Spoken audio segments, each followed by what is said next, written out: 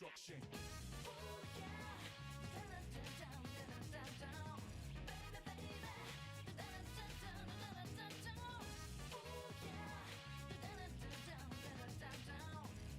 baby, da da da da da da da da. Oh yeah, da da da da da da da da. Baby, baby, baby, baby, baby. Hello. Hi. Baby, baby, baby, baby.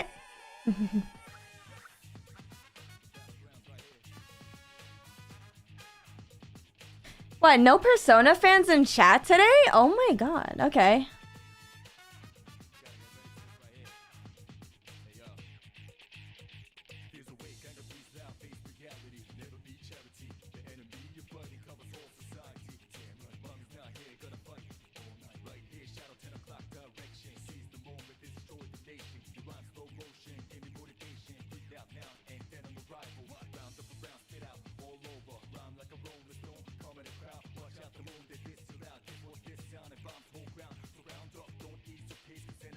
I mean, we can change the vibe.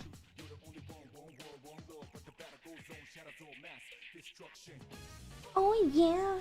Da da da da da da da da da. Da da da da da da da da da.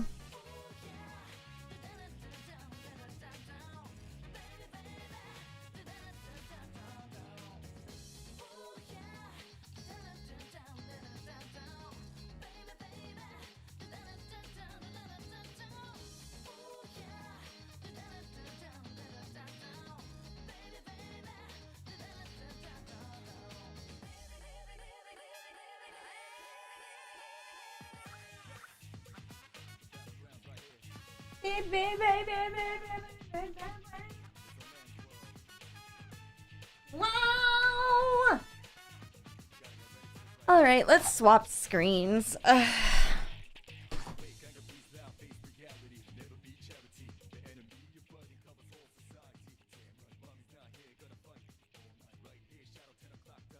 Hello. Hello. Hello, hello, hello, hello, hello. Hi everybody, welcome back to my channel. My name is Yume, and today we are drawing me! Except, you know, it's gonna be a new me! That's right, we're getting a new me! I'm very excited for this. Let me put something a little bit more chill, I guess. I just thought, you know, it'd be kind of fun to have some Persona music for the first beginning of the stream. Baby, baby, baby. I love Persona, dude. It's so good. Why is the music for Persona so good?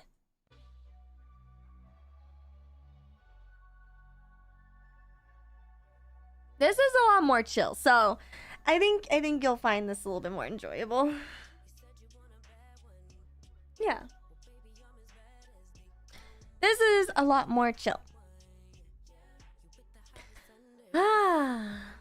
It's good to see all of you. Hello, welcome, and everyone.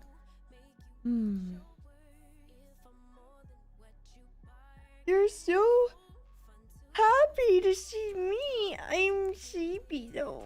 I'm so sleepy.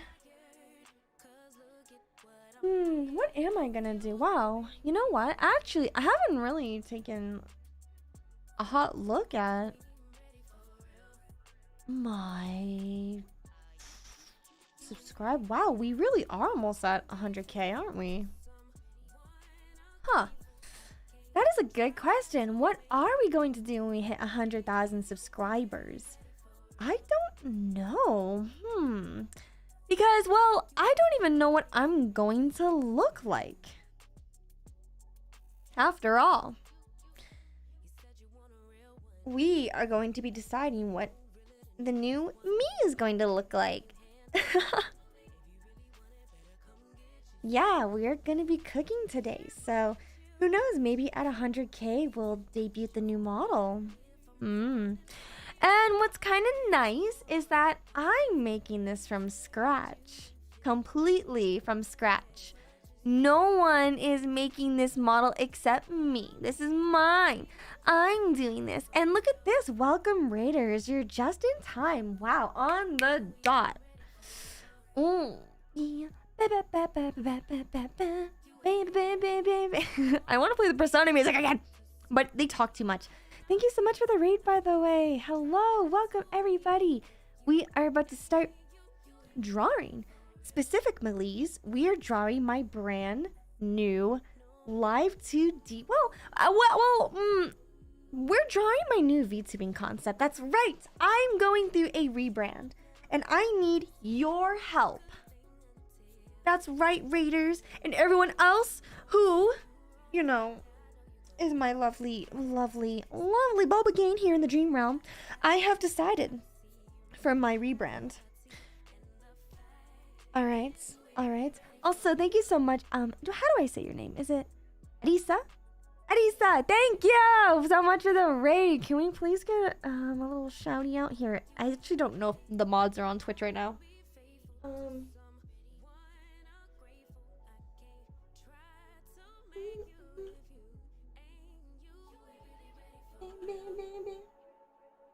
There you go. Anyways, yes, I need your help. I decided for my rebrand, I want to have my own business, you know? I've been noticing a trend lately. A lot of streamers, not just VTubers, have been going through this whole like corpo sense, so to say, without actually joining a VTubing agency, if you know what I mean. Like, for example, Shiley taking a stake at GamerSubs, and now she's doing an Orca Corp. I don't know if you all noticed that. That's a pretty big deal. Let's see. Jay Schlatt and Co., who's not a VTuber. We also have, oh my god, what did he call himself? I think Ludwig has like his own little thing, right? It's like, I think it's like Mogul Corp or something. I don't know. Like, everyone's adding like an LLC to their name or something like that. So I've come to realize, in order to become a successful content creator, you need to have your own company. You need to have your own business, because at the end of the day, content creation is a business if you so desire it to be. It could be a hobby, it could be a way to socialize, or it could be an actual business. And so I've realized I want to open up my own business too. Orca who? You're such a troll. Troll. I want to have my own business. And so, Baka Incorporated. Hey, don't steal my idea, okay? Get your own ideas. I'm just kidding. It's our idea. Any ideas that you all come up with is our idea. We're sharing it together. Baka Incorporated. It's the Sus Inc. It's the Sus Inc. Ooh, I love being haunted. Welcome, though, Raiders. Feel free to just chill with us as I kind of ramble on my ideas. So, today, I kind of thought we could go over my VTubing concept. We have a lot of different options to kind of go with here. I actually have a couple different ref sheets that we could kind of go through. And I also have a little mood board. Let me pull that up. I was thinking for my business, I have a couple ideas. Idea number one, we scam people. Oh no, wait, I do that on the weekend. That's my hobby. The idea that I have is to open up a cafe. Now, I know I've always talked about how I work here at the boba shop and how I own one. I've never actually like owned a boba shop before, or a cafe or anything like that. I've always just kind of been like the front desk or like making drinks and stuff for people. But I was like, what if I owned my own actual boba shop? What would that look like? That was idea number one. Idea number two. Let me see here. Oh, it's okay, Jack. I already got it earlier. Isn't this the weekend? Are you oh, shoot. It is Saturday, isn't it? You know what that means, right? It's time for you to hand over your money. Give me your money. You're not going to get anything back, but give me your money. Money. If you give me your money, I'll transform. Not like a transformer, but I'll go into dark mode. Anyways. Idea number two. I haven't really thought that far ahead. own a dream? Like, can you actually copyright a dream? That's something I've been trying to look into. You know? What do you think? Oh boy. Yo, I'm so here. But hi, Cookie. Nice to see you. Hello. I mean, listen. We are going to decide the company together, and the business together, and the concept together. And I don't know why I have this. Sometimes I go on Canva and I like make these like rough concepts for thumbnails, and for some reason I have a rough concept called "You're Blacklisted," and it just looks like this. Well, I don't know what this was, but that was interesting, I guess. Oh, Swiss thank you so much for this super chat. Thank you, the Bakata. Thank you for that. That's really cute. Okay, fine. As promised. We go into dark mode. Oh. Nice. Thank you for paying your taxes. If you want me to go back to light mode, I'll swap back, but you know, we'll be dark mode for a little bit. So,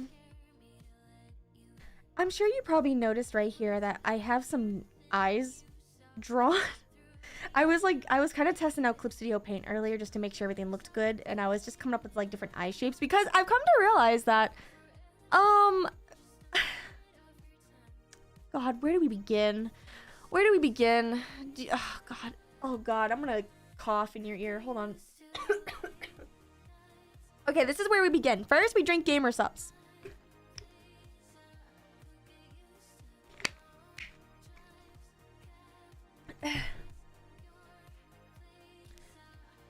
That is really good. I think I'm drinking... What is this, anime thighs? I think I'm drinking anime thighs today. Code Mari for 10% off, by the way. So, why was I scribbling eye shapes right here? Well, I was scribbling different eye shapes because I want to have a new set of eyes. And something that I have come to realize is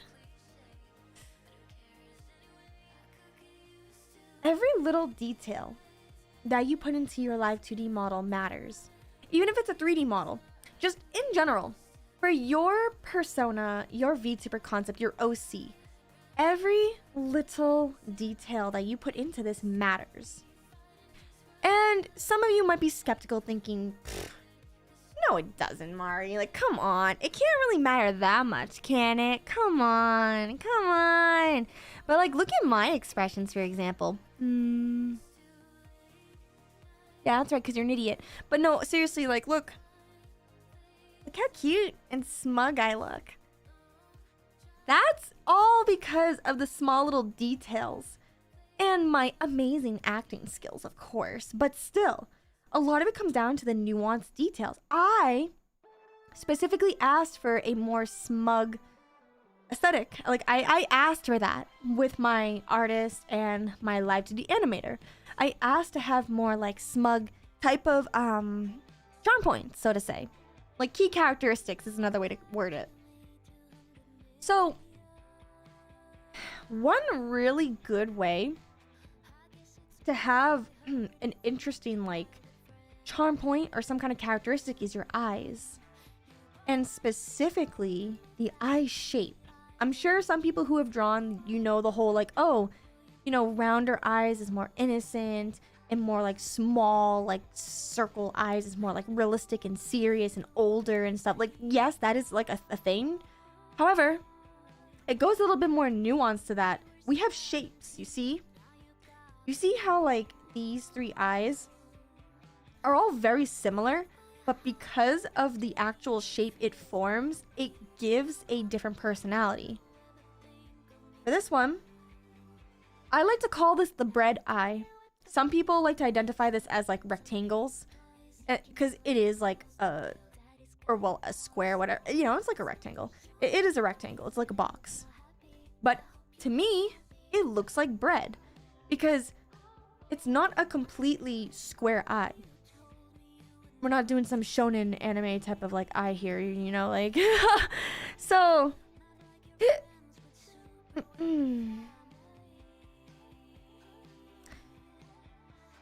I call this the bread eye because to me it looks like a loaf of bread. You have the little bottom loaf and you got the little top part up here. So this is the bread eye.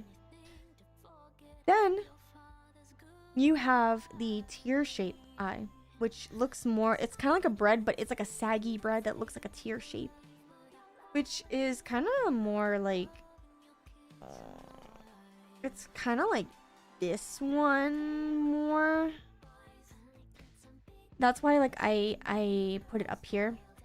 And what's different about this eye compared to the bread eye is that it has a very specific point. Like it goes from point A to point B over here.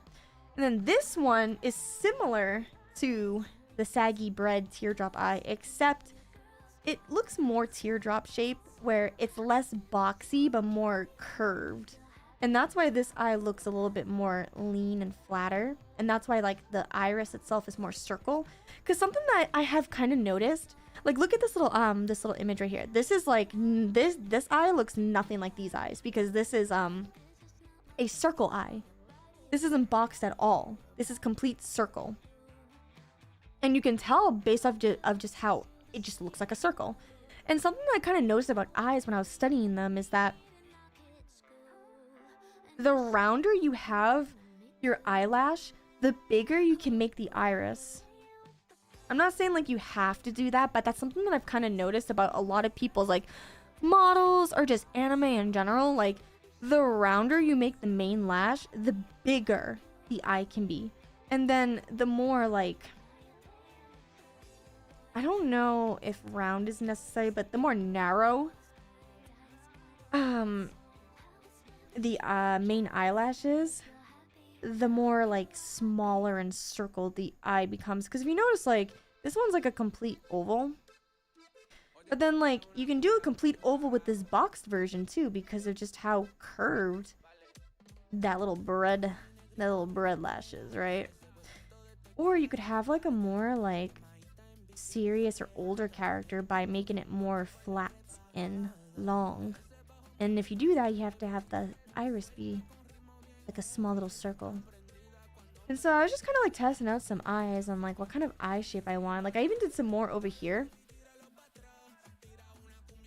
which I'm sure you are probably noticing. I'm doing a lot of teardrop shapes. Like I'm just doing like a lot of teardrops and making this more like box kind of eye. I'm not really drawing anything like this. I have this up for a different reason. I don't have this up because of the eyes. I have this up for like a color palette that I was thinking about attempting. Depending on how it looks. I'm not too sure. This is like a maybe. But yeah. There's actually a huge, so your eyes are like one of the most important, if not the most important thing to come up with when making your character, because everyone focuses on the eyes. And that's why there's a lot of pressure on how I want my eyes to look, because your eyes can say so many things. It can say so many things. And well, yeah. That's what I was trying to focus on, is just trying to think about my eye shape. There's so many different like eye shapes. But I do know that I want I do know I want like a boxy type of eye instead of like a circle eye. Because there's triangles, there's circles, and then there's like rectangles or whatever. I want this more rectangular, like these are all rectangular eye shapes. I want this because circle eyes in particular have like, they have an innocence to them, a more childlike type of appearance, and they're very like bubbly, soft kind of thing. Then you have triangular eyes, which are kind of more evil. They're more cold, and that's why you typically see them with like villains and stuff like that. But then you have like these box type of eyes. These types of eyes represent grounded, down to earth type of characters. And teardrop eyes are more, it's like a combination between evil and like the down to earth, which for some reason when you combine that into that game, what's that game called, Infinite Craft, is for whatever reason when you combine that to Infinite Craft, you get something that's more, you know, like, how do I describe it? It's kind of hard to describe other than saying like you get the more like ada kind of thing where it's like more sultry type of eyes. Yeah, that's kind of what that one. That's kind of what that is. Eyes show your soul. Yes, they do. So.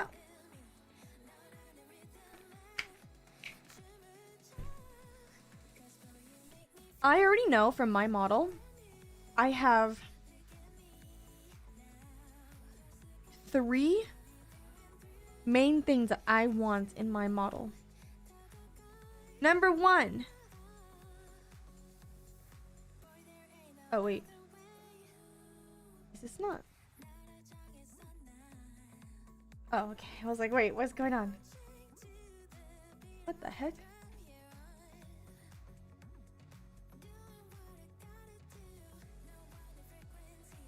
Hmm?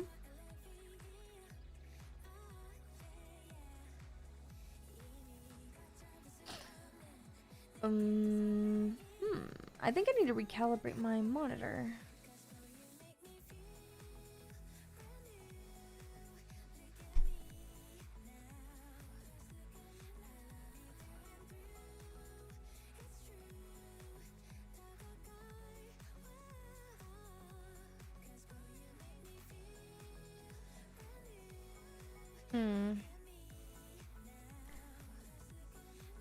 Okay, I guess it doesn't want to work at the moment. That was weird. Okay, I know I want 3 things for my model. Number 1. I want her to have comfy core.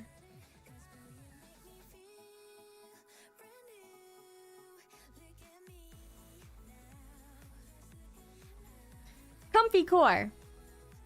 That's going to be my entire aesthetic. That's going to be what's it called?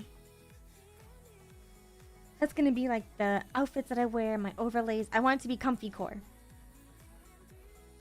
Number 2.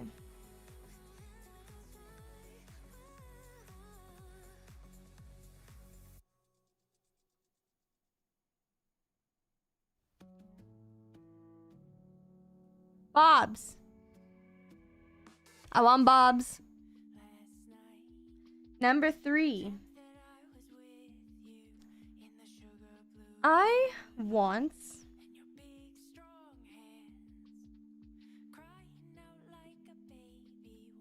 pink.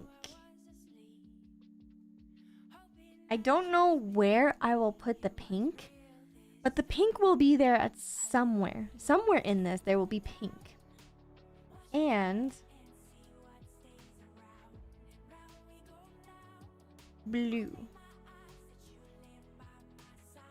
I don't know if these are going to be the main colors or accent colors or what, but I want pink and blue somehow. Which means I'm probably going to use purple.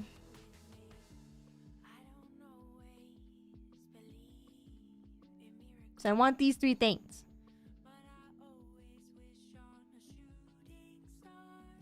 And yes, I am using a Huan tablet, but it's being weird right now.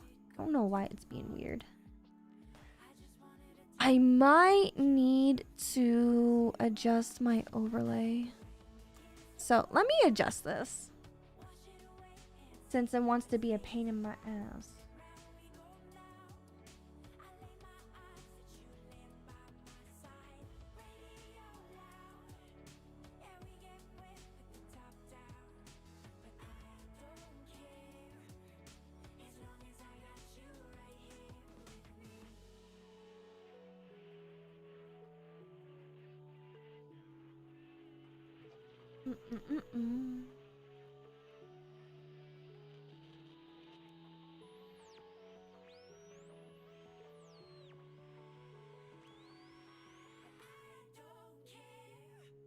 Oh, shoot.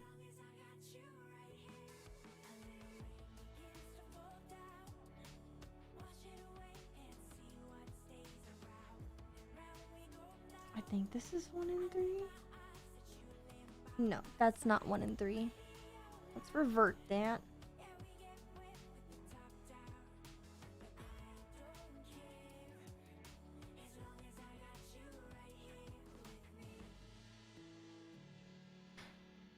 Do do do do do do do do do do.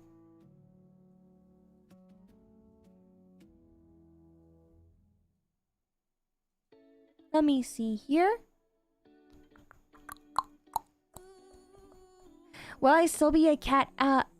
Yeah. Yeah, I thought about doing maybe some other kind of fun, quirky little thing, but I kind of realized that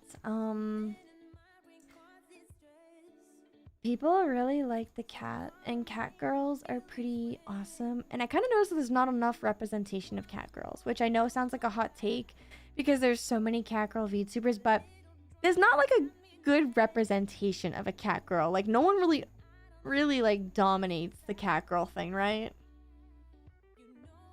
Usually it's like a hybrid of a cat. You know, cat shark, cat orca. Something that's like not sea themed. Maybe just a cat girl would be really cool. That'd be really cool. I think it's 1 in 4. I think it's these two. Keep changes. That's either not right. Okay. No, that is right. Okay.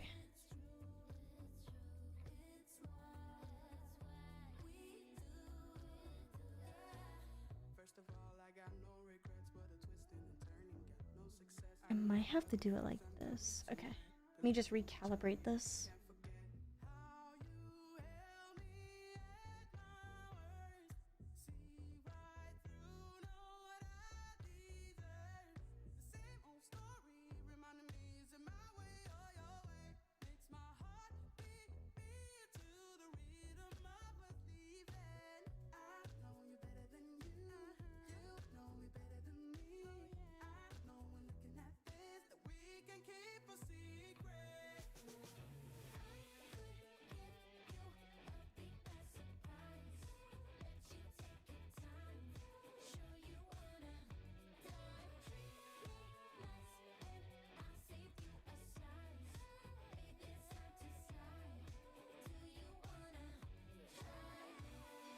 There we go. Okay, that is better, I think. Hopefully.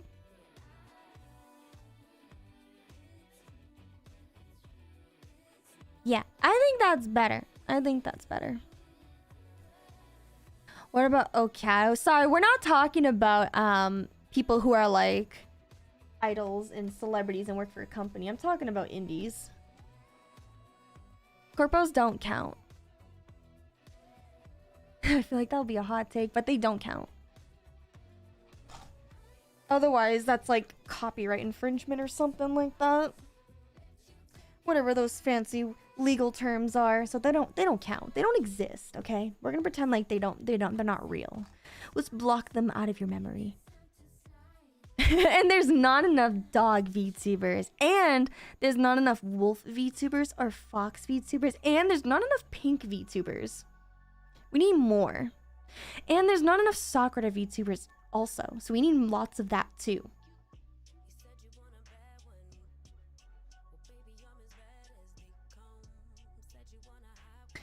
There needs to be more cat VTubers that have cat toy motifs like yarn. I've never actually thought about that before. We could probably try to incorporate yarn somehow. That could be interesting.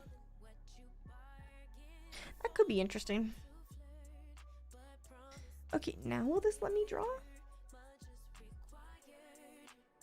No? No, we just want to hate Mari today. Okay.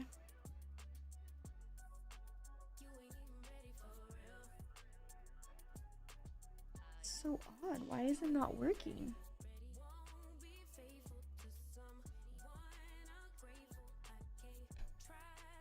Oh, there we go.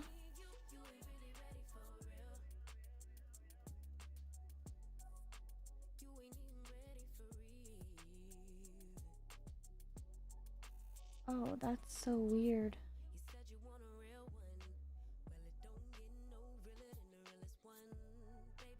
It like works, but it's not working correctly. That's so odd. I've never had this issue before. Full screen.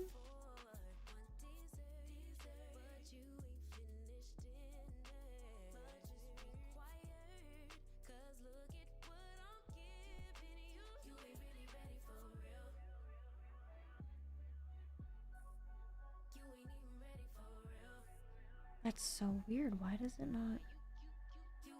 Huh.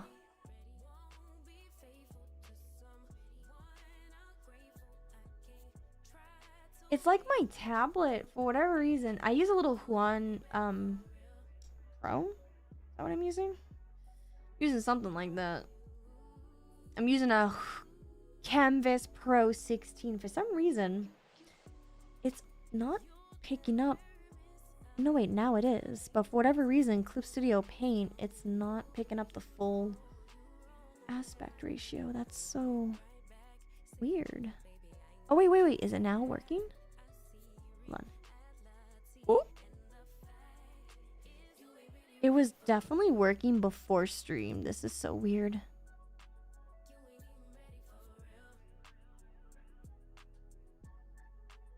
Do I have a mood board yet? Yes, I do. I will show it to you, but first I'm trying to figure out why the hell this isn't working.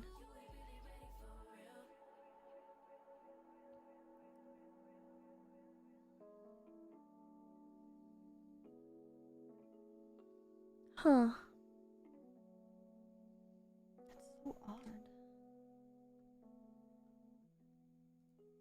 Hi, welcome to my streams where things usually break and I have to fix them all the time. So, you know, you ever wonder why I never, like, can do the things that we're supposed to do, such as, like, play games and stuff and, like, draw or do all these really fun stuff? Usually it's because, like, my streams like to just break mid-stream and then I have to spend, like, 2 hours fixing it. It's really fun because, like, you can't see what's going on, but just understand that there are cogwheels spinning in my head right now.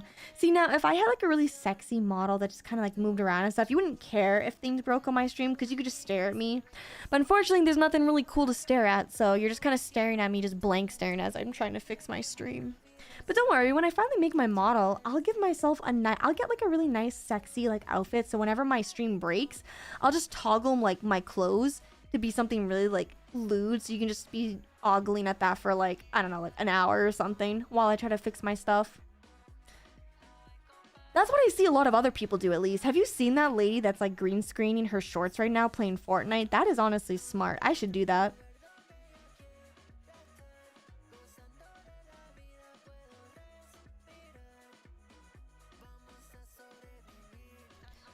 Sometimes if you try to use a Huan tablet and try to split monitors and mess up the calibration, the problem is that I'm using a 2 PC setup, so I'm using this on my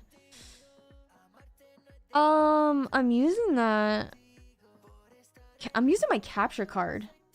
And even if I use my capture card with my what's this called? My tablet, it's still being, like, really weird. I'm not sure why either.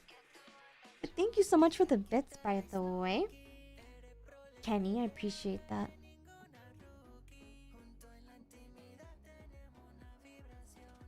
I wonder if it works if I'm not...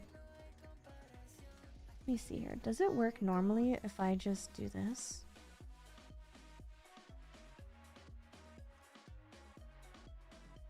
No, it just straight up just doesn't want to work. That's so odd.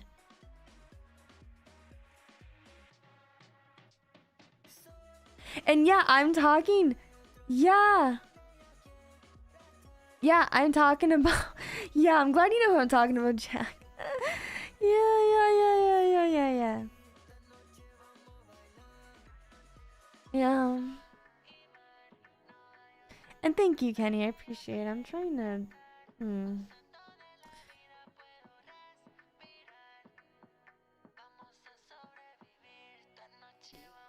So weird. Ah, that is so weird. It's normally fine with the one PC setup, but I guess it just doesn't want to work for a 2-computer setup, which is so odd. Yeah, I'm a little surprised that it's not working. This, I will say, like, the amount of money you spend on, like, tablets like these should not have the issues that they're having, but unfortunately they do. Because these tablets are kind of expensive, you know? Like, I bought this on, like, a mega, like, Black Friday sale, so I didn't pay full price for it. Because I refuse to pay anything at full price nowadays with how easy it is to get things secondhand or refurbished. But yeah, it should not be having this kind of issue. It's actually kind of weird. And I think that, you know, with all of the hot water that Juan is in and has been in for the past like several months, this is not something that you would want your products to be doing, especially someone who often reviews products to recommend people, which is a little unfortunate. I would be better off streaming this on my iPad. And we all know how I feel about drawing on iPads.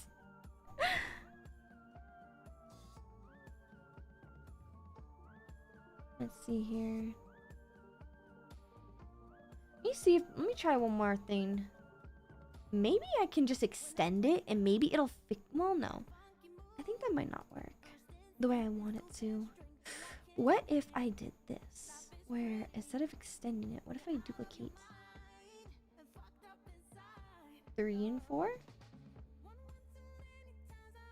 And then what if I make this one my main display? What if that fixes it?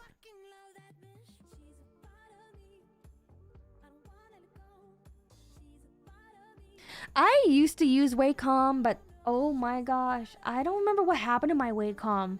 Oh, I think I sold it to I gave it to a friend. Yeah, I didn't sell it. I just gave it to a friend. I was like, yeah, you can just have my, like, I don't remember. I was maybe like 1.5K tab. I'm like, yeah, you can just have it. Like, yeah, I sometimes I do things for my friends that I really shouldn't. And I put myself in bad financial decisions because I try to be a good friend. And then they like turn around and say I'm a terrible person. So like, yeah, I just kind of gave that person my tablet. Never asked for it back because it was a gift. I was like, yeah, you can just have it. I'm using the Canvas Pro 16. Let me see if I can get this to work now. We'll use the screen ratio, maybe? Yeah? We'll see here. I'm gonna get... Okay, make this my main display. Okay, maybe this will fix it. Because maybe the problem is that it's not the main display and it's causing some weird like connection issues. So now let's try recalibrating that and see if this works.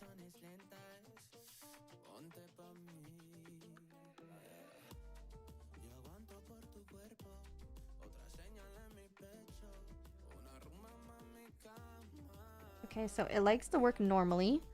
Perfect. Now, Clip Studio Paint, will you work for me?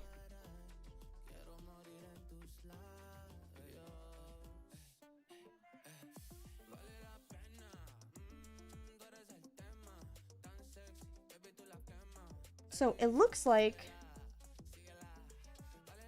it works fine normally as a tablet, but Clip Studio Paint is not working, which means I need to go into Clip Studio Paint.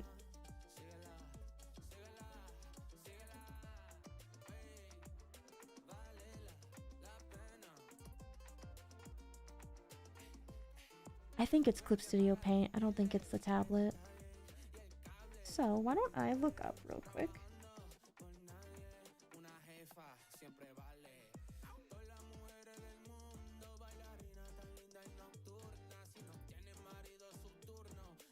I don't think Wacom's overrated. I think Wacom makes really great products. I've never had an issue with Wacom. So say what you want about it, but the issue that I'm having right now with Huan, I've never had with Wacom.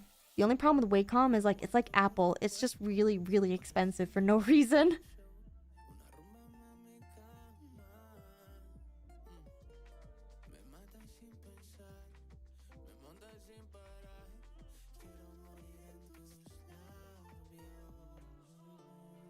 Huan tablet not working with Clip Studio Paint. This is definitely a weird connection issue with Huan and Clip Studio Paint, considering this popped up on Google. I got the canvas 13 yesterday and everything's fine until I tried drawing this morning. For some reason, it won't draw on the canvas. Ah, here we go. That sounds exactly like what I'm having. This is a 4-year-old inquiry. Select the tablet item on the left side of preferences and switch to either WinTab or... Ah! Let's see if this works. You go to the tablets, select the tablet item on the left side of preference. So I open file, preference, tablet. Ah!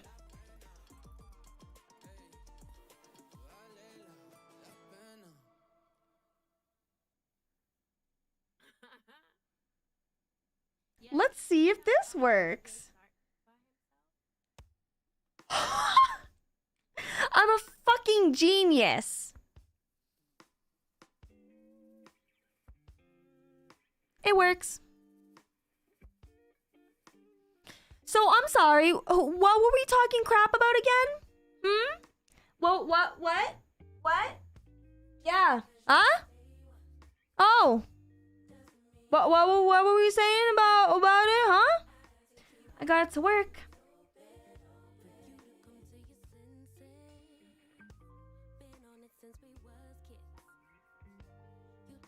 So what did I do?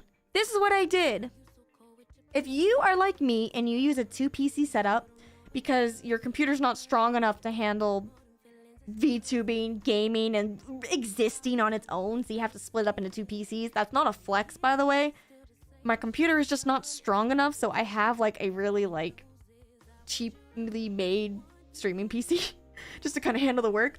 If you're like me and you're using like a Huan tablet or even like really any drawing tablet, and for whatever reason you also use Clip Studio Paint and you are not getting this to draw on for you, what you have to do is you have to go to File, you have to go to Preference, and then you have to go to Tablet and press Tablet PC. Mine was on WinTab and that's why it was not working. Now it works. Yay!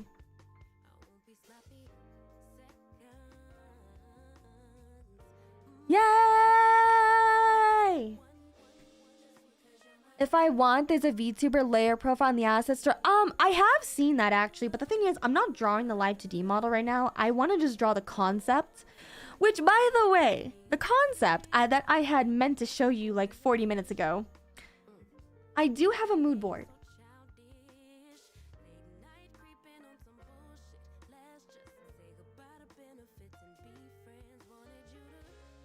Behold, everybody!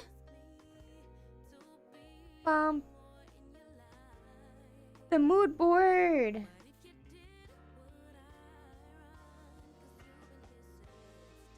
That Tessa and I have been working very hard on. You see, up top here are my old model concepts. And then down below is the new thing that I want to do. And so, one of the things that I want to implement here is Comfy Core.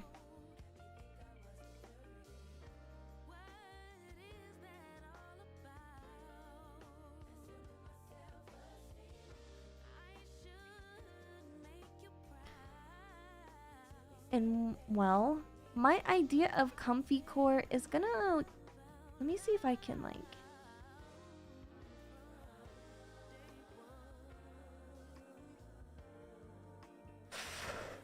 Ooh, let me see.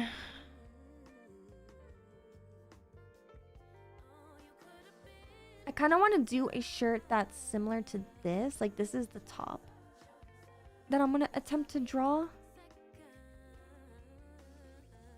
Kind of looks like this. I don't know what kind of top you would call this, right? it's a cute like skin type top that has like this off shoulder thing that I want, and I want to draw that with some kind of like opening. That's the idea that we're doing right now.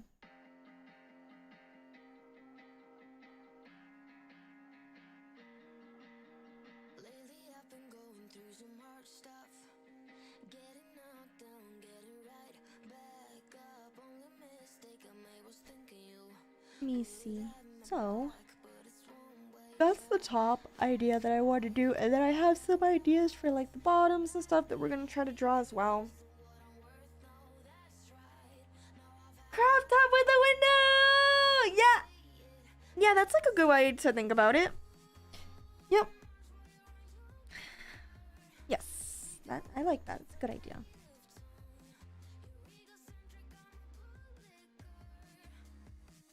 But of course, you know, where are we without our face and our eyes, right? That's why I was trying to work on like different eye shapes over here, because like I kind of like this type of eye. There's so many different types of eyes. It's like so many different types. I was kind of struggling trying to come up with like an eye shape. And oh my god, I'm sorry. I don't know about all of you, but it is really hard to find references on Pinterest. I remember I made a video a couple of years ago showing people how to like make their own like kind of like a mood board, right? I called it a ref sheet, but it's more like a mood board. And it is so difficult to find reference images for your mood board now on Pinterest because it's all filled with AI art. And it's like even on my mood board, I have some images that I realized were AI after I had put them on there, because of how hard it's getting to like tell what's AI and what's not. And Pinterest is just flooded with AI art, and it's so frustrating because it's like, oh, I really like this. Oh wait, that's not even art. What is this? And it's like, it's so frustrating because you're trying to find references, and now I'm like, okay, I guess I could find it on Twitter, but I mean, Twitter has a lot of AI on there too. Does Pixiv have a lot of AI? I haven't really looked too much into it. I know Pixiv is mostly just artists and stuff, but I don't know if Pixiv has AI on there too, or if they like ban AI art. And then DeviantArt also has AI on there too now, and it's like I just can't escape AI art, and it's like it's just really annoying. I'm just trying to find reference images, you know? You can just turn off AI. Oh, so you can do that on Pixiv. I might have to start using Pixiv more because yeah, it's frustrating.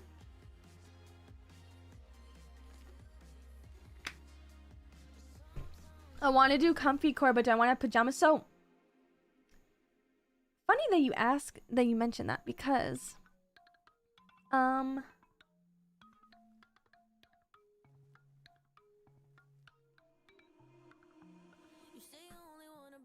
my idea with what I'm gonna draw is this, like, I have like these hot pants and like these leggings that I want to do.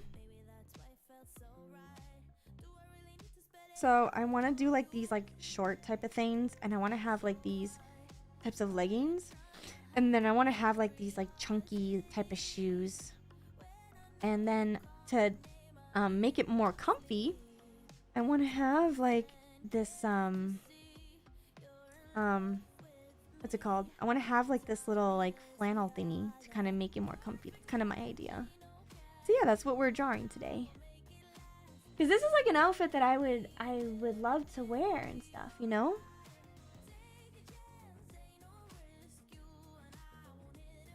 But the thing is, I don't know what I want my eye shape to be. Because, like, I already know what I want my clothes to be. I already have the mood board set in stone. I don't know what kind of eyes I want.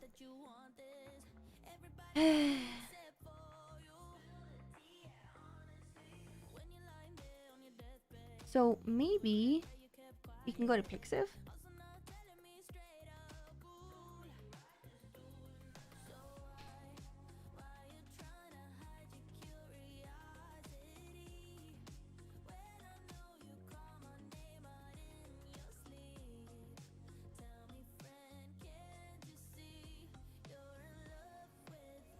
Sleepy looking eyes. Maybe I can go.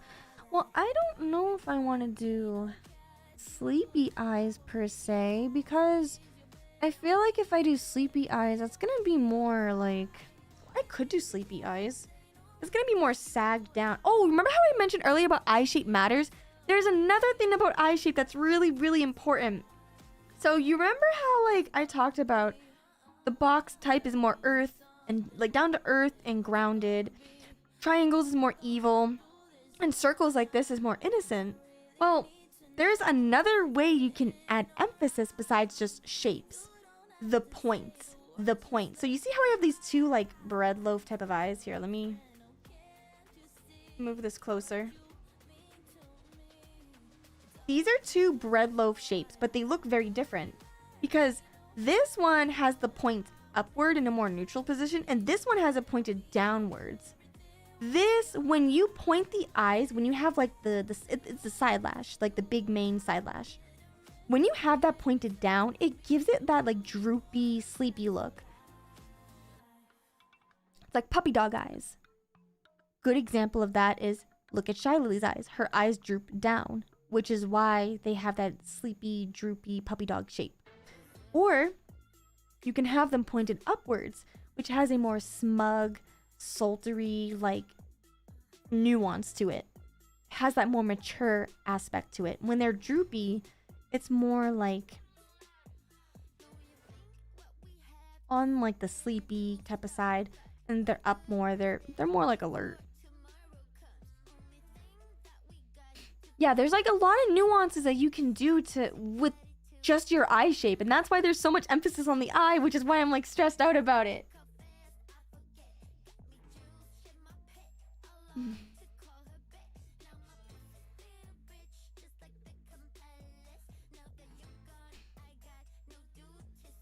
Okay, so now I'm on Pixiv.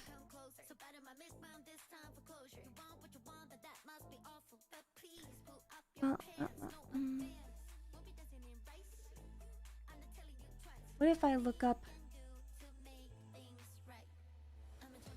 anime eye that is not 18 plus? Jesus, my God. Filter settings for AI generated work. I don't want to look at AI art. Explicit content. Do not want to see that. AI generated. Do not see that.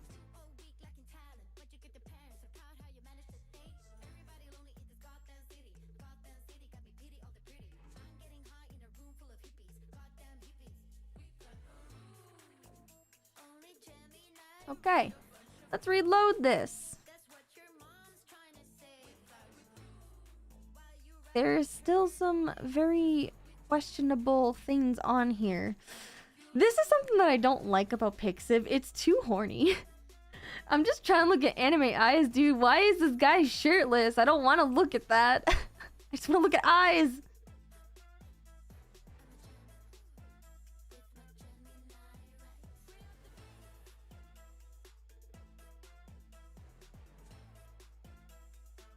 How long have I been drawing? I don't know.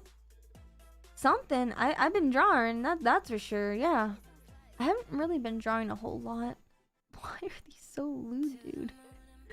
Why is this website so lewd? My God.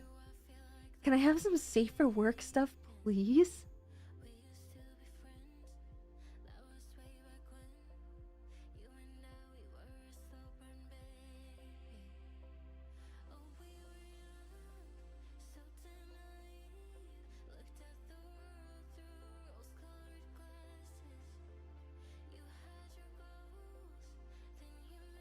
Yeah, I am looking at it under the Japanese tags. It's just... it's just, I don't know. I'm like,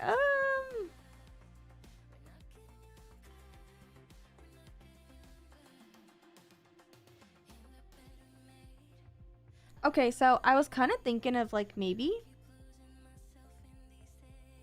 I could have eyes that's kind of similar to this shape right here. This person. Making sure there's no lewd stuff on here before I show you. Okay.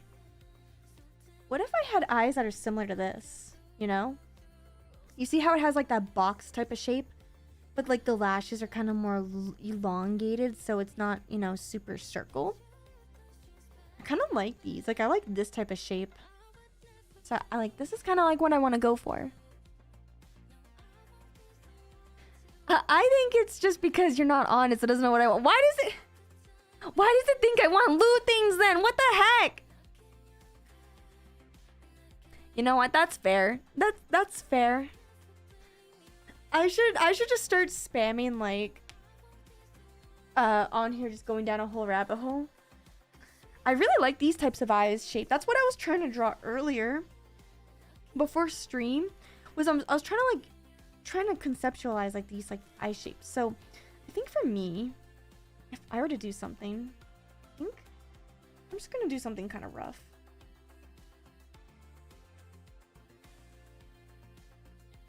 Because I don't want to have, I don't know, like I kind of want to have super sleepy eyes, because if you look at my mood board, right?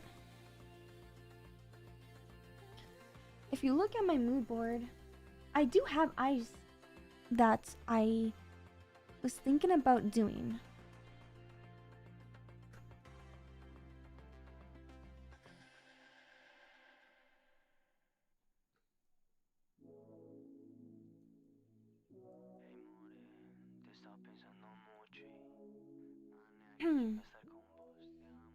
Like they're kind of similar to that image that I showed you. And then how thick and thin the eyelashes are, that all kind of matters too. It's like there's just so many like moving pieces that go with art. That go with art, man. Ugh. So annoying. So I'm kind of thinking like if I were to do something, maybe I should have like,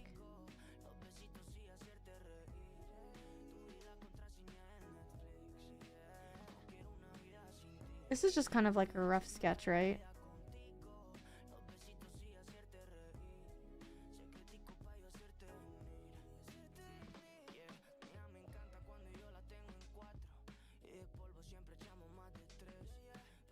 This is what kind of shape is this? What do you call this? It's like on the tip of my tongue. What's it called? What's it called? Why do I want to say rhombus? It's not a rhombus. Trapezoid? Yeah, so this is the face. It's like the chin and the cheeks. This is yeah, it's like a trapezoid. And then you put a circle. Put a really bad circle on top, and there you go, you got a head.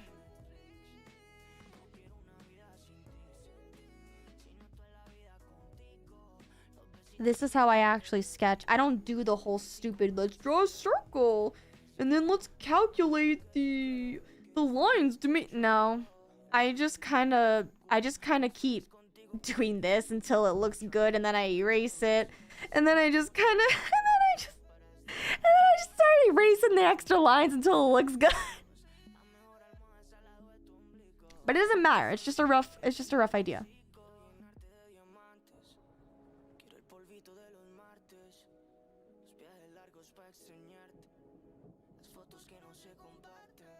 So these are like neutral eyes, right? If I were to keep it like this. See how it's like they're like neutral? So what if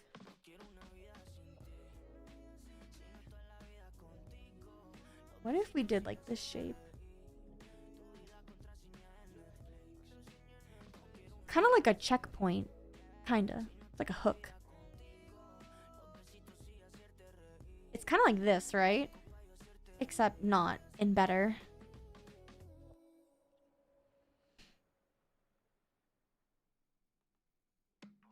Because if I make it flat like this, that kind of gives it a different nuance. I want it like points. Like I literally want... I want box. I want box. Box eye like this. I want box eye.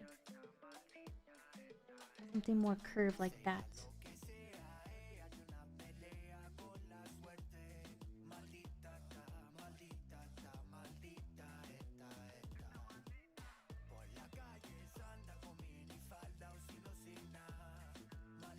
except I want more curved upwards.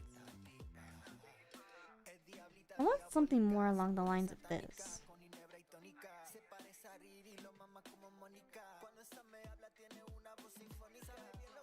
And then I think if I were to do eyelash, I don't know if I want to do it just like that, where it just kind of ends, or if I want to do like something like that, or if I just really want to elongate. Could do something like that. This is why art's hard. There's so many different choices that you can do with your eyes. Could do something kind of like that, but then it's like, I don't really have that much.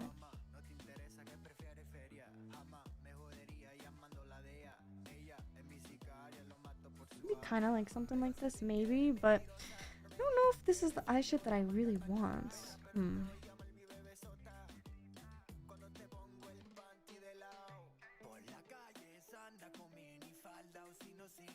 Because I could just have it where it's just this, and then there's not really much else for this. Besides something like that. But if that's the case, I feel like it's so boxy. I could do something like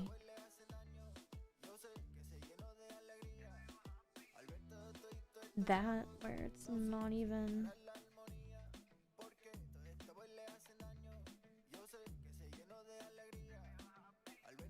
And then instead, do something like...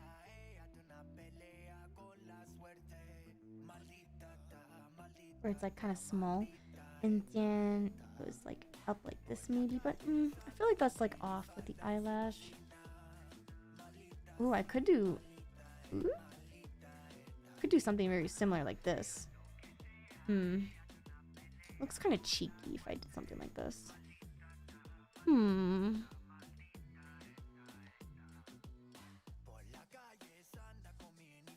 Try to have a I'm sorry. Are you the one drawing? No. I'm gonna make the sketch worse now that you just said that. Alright, I'm gonna show you to draw a face.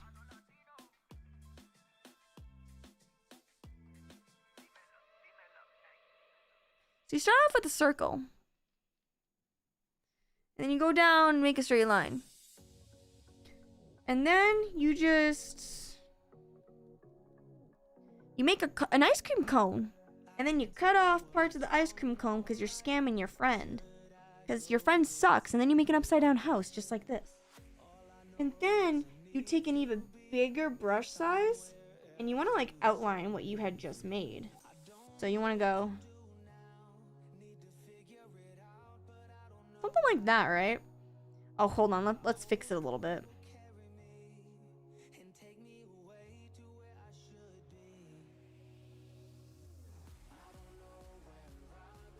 Yeah, and then you just wanna erase like that, you know, clean it up a little bit.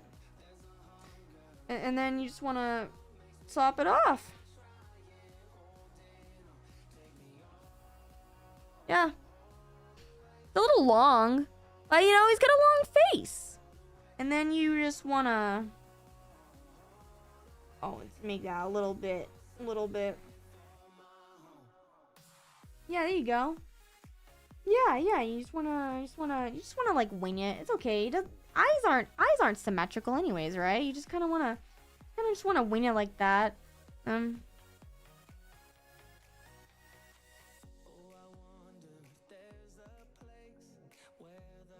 Want to draw the eyebrows right there, little nose. You know, your mouth doesn't have to be symmetrical either. It can be crooked. And yeah, you know, you can can make the chin a little bit smaller now too, because you realize it's not that good. And then yeah, you just kind of erase some of that.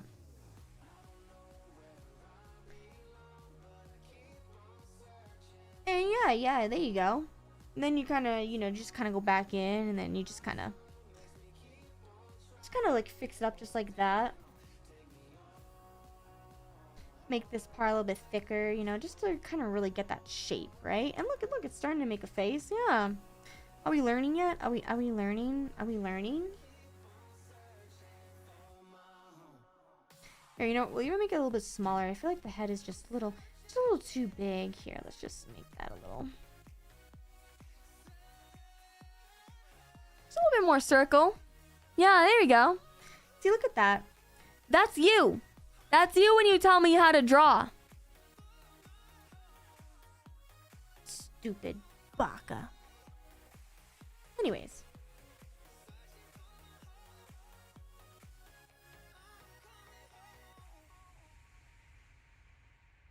Let's go and... You can never sleep in traffic. There's living steady penny. Ba-da-ba-ba-ba-da-ba-ba-da.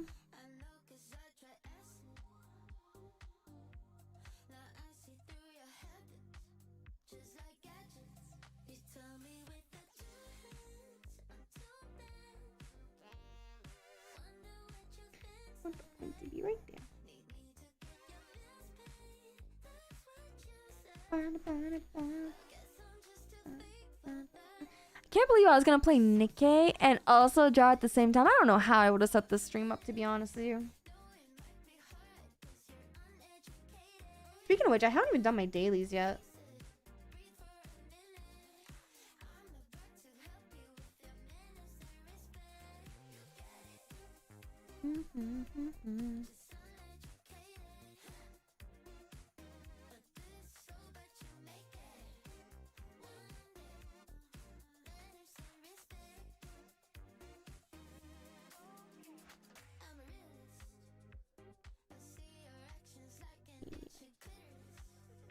I think I kind of like this.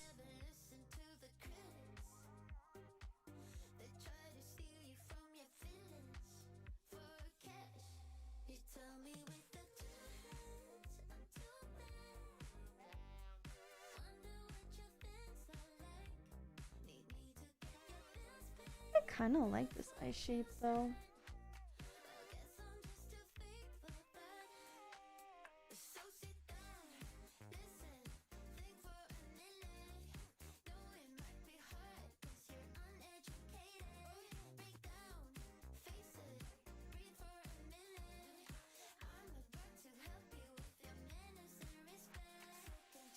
And then we'll just make it bleed into the same color because I hate you.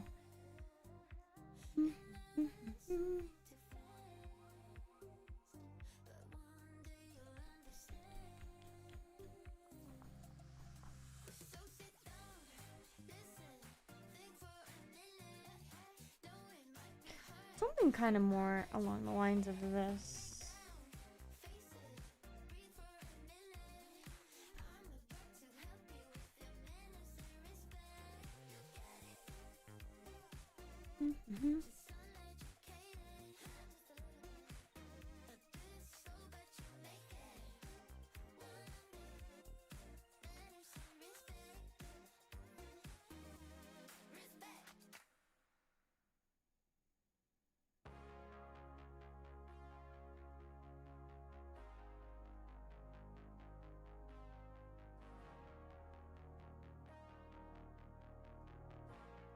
Granted, the eyes would have to be further separated, but it's kind of the idea I'm thinking. I think I want something that's a bit more pointed upwards. It's like cheeky. You know what I mean? Like I want something more cheeky. But I could do something more like droopy, I guess.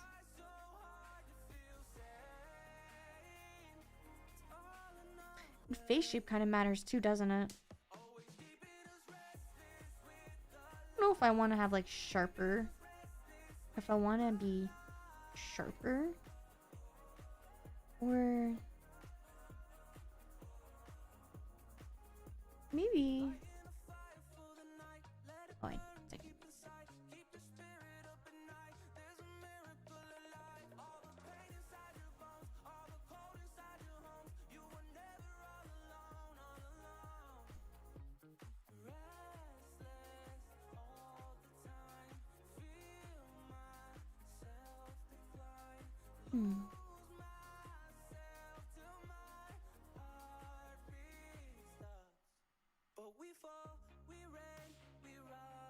think I could do something that's more like that, where it's like kind of like a kind of like a heart or a turnip.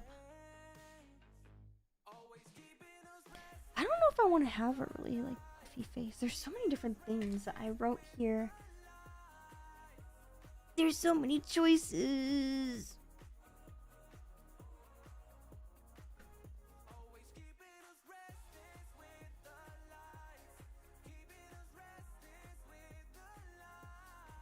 Let me see.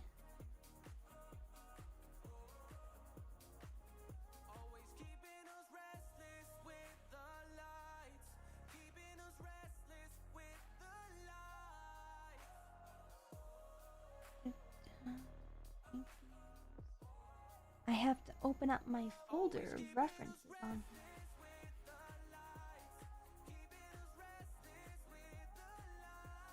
Yeah, I guess I could do something like droopy eyes, mischievous smile. That could work.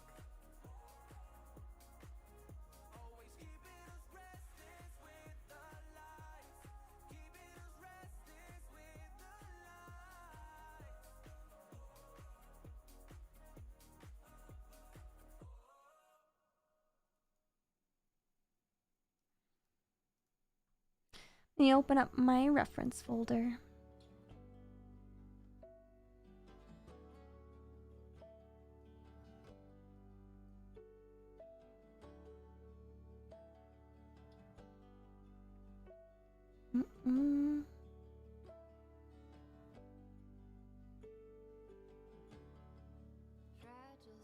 Kind of want something more along the lines of this.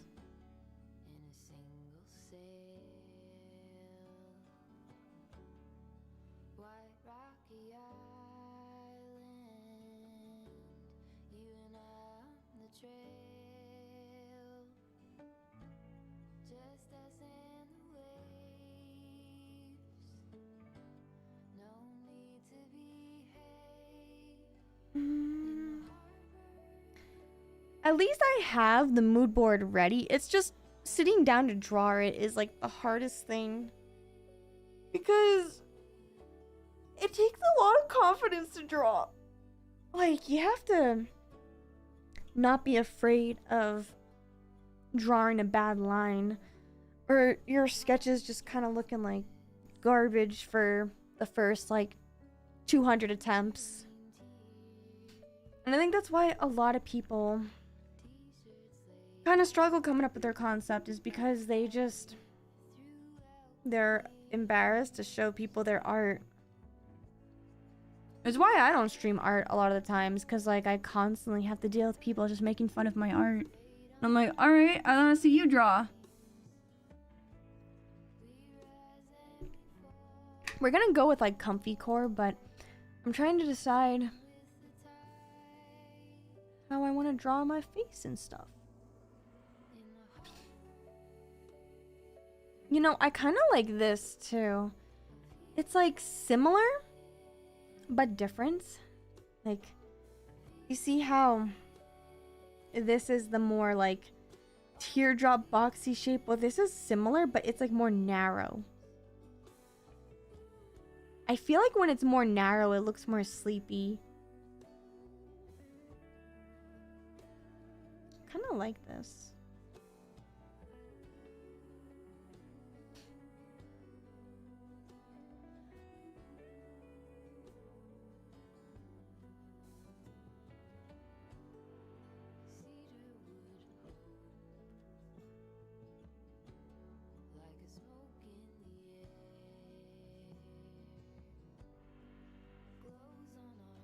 Watching the process is fun because you get to see the blob become magic, and that's what I agree with that. I'm not the best at drawing. Like, people always they're like, wow, you're so good. I don't really think I'm that good at drawing. Like I said, I don't do what all the other traditional artists do, where they have this meticulous, like, I don't know, pull up the grid and the ruler and like we'll just calculate box by box, right? I mean, hey, look, hold on. Hold on.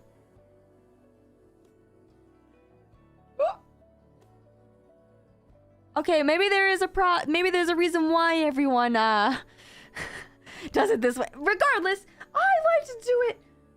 I like to do it my own way, where I struggle and make things way more difficult because I have ADHD and that's just how my brain works.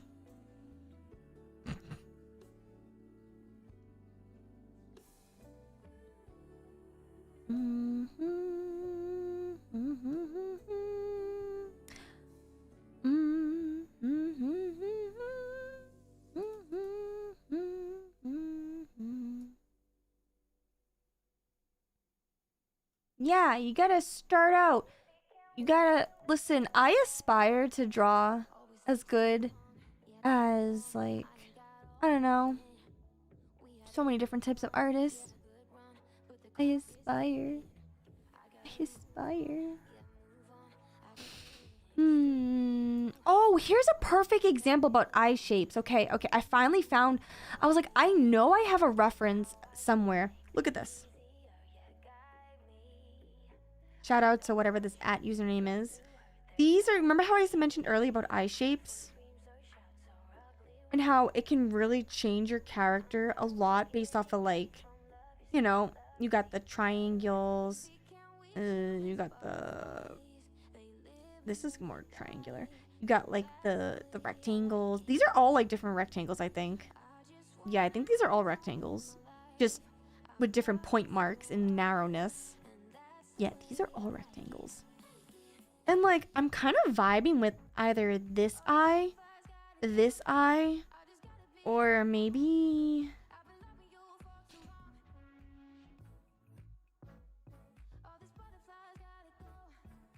kind of like... part of me kind of... I don't know, like, I like these two, but I also kind of like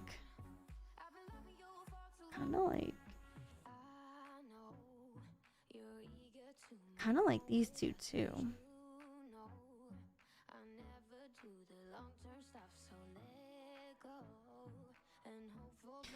I've always wanted to do, like, art battles at some point. That'd be kind of cool, not gonna lie.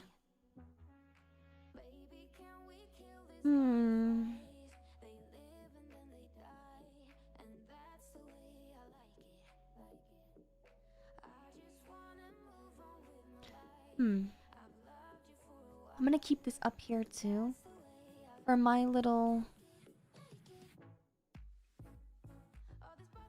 collection, so to say. So what if we just...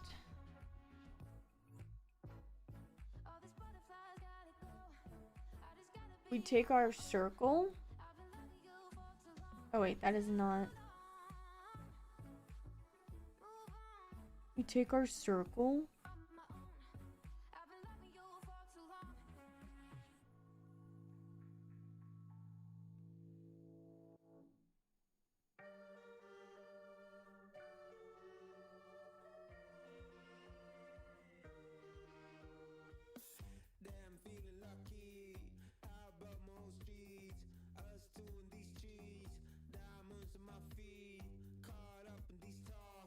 See, this is what I like about art without using the symmetry tool.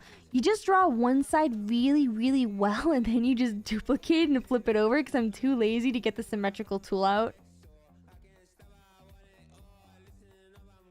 Yeah, I'll teach you how to draw art. I'll teach you what not to do. That's how you know. I'll just teach you everything bad. Let's see. Let's see.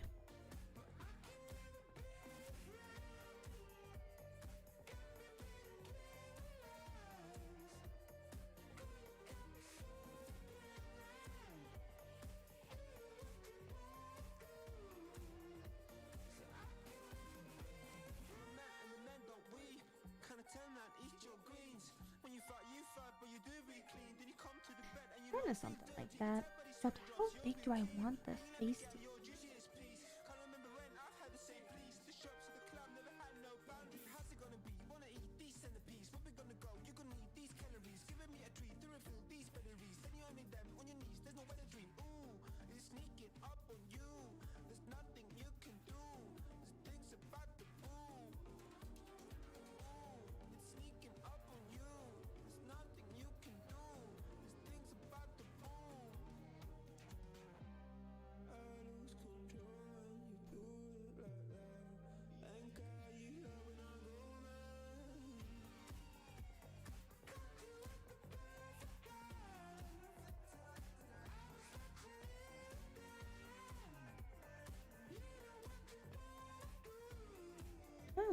actually be like that big. Oh, could.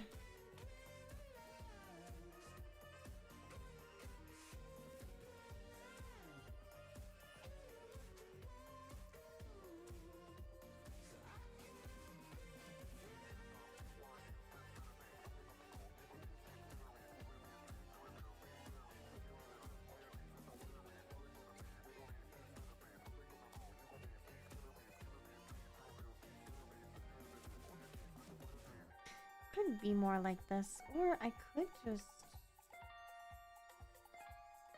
make it go all the way inside and be cursed like that.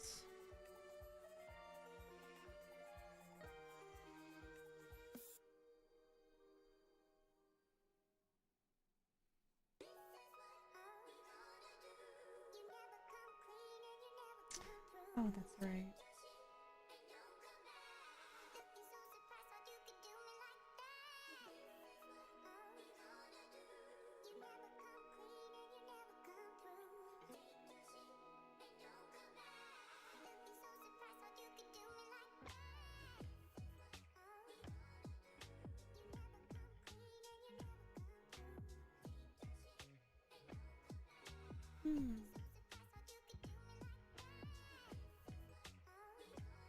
So much more boxy this way. I want it to be more kind of like how I did this. That's why I like to freeform it and not use all these, like, I don't know why, like, for whatever reason, when I try too hard to use these grids and stuff like that, it just never like looks right. Like, I've always like tried to use those methods, just like the circle, the grids, and blah blah blah, and all the mathematical stuff, and it just never looks right.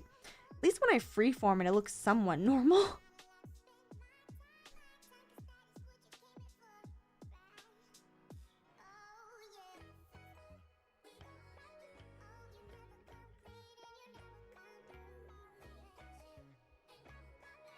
I think it's because I have a better time eyeballing it with my pen. Because, I don't know, I feel like I like focus too hard on like counts and everything. I used to do this with my pencil a lot too.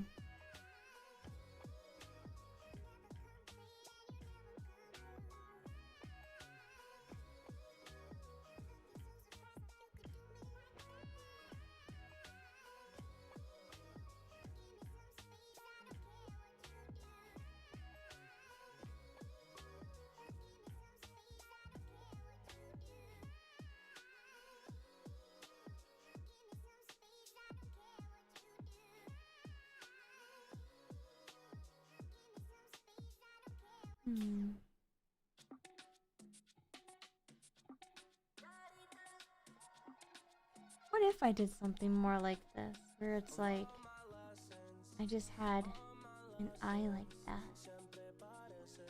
That could be interesting, but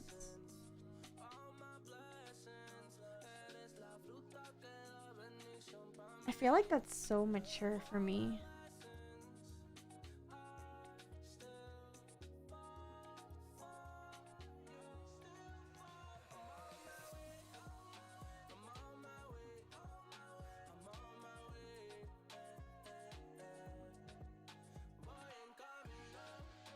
Like, that would be such a mature eye compared to like something that's more cheeky.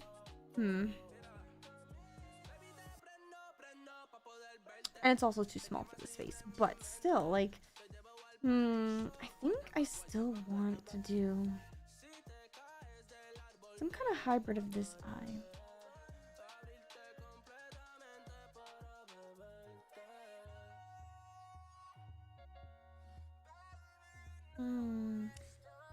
In terms of like, what's it called? Whenever it comes to like free handing stuff, I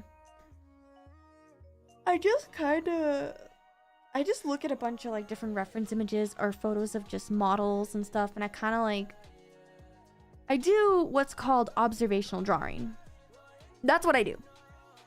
So it's a more traditional art technique, because everyone can do everything digitally now. You have presets you can get for art and stuff, but I have always just kind of done things the more traditional sense, because when you're looking at something in real life and you have the light cascading on it and you can see the shadows and like the contours and everything, you can't just take out your protractor and ruler and start measuring everything out. Like you could, but that'd be kind of weird.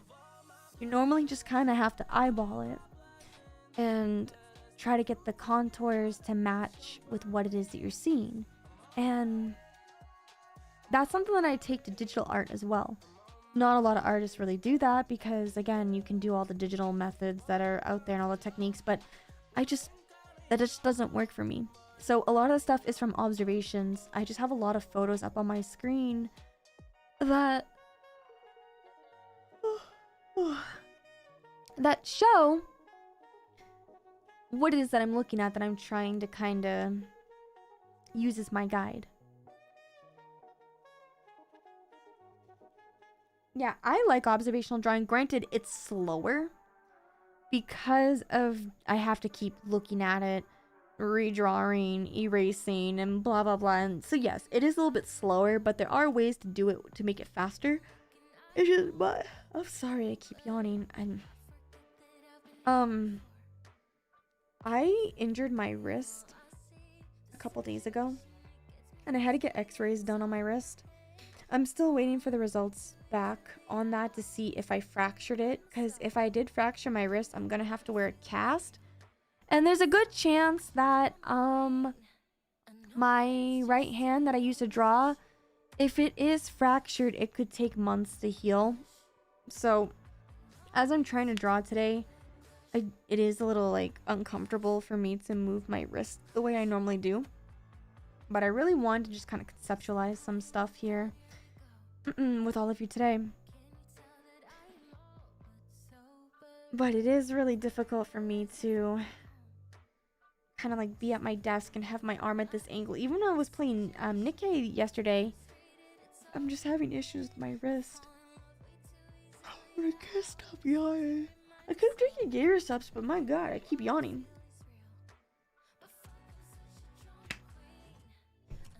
How did I injure it?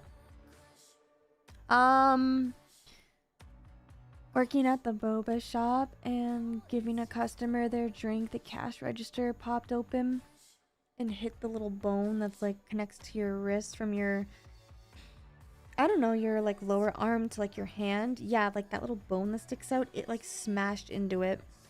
And I've just had like a lot of pain since then. I have like this little like, it's like for carpal tunnel and stuff, like that little wrist guard that I've been using, but I had it on earlier and it was kind of hurting me.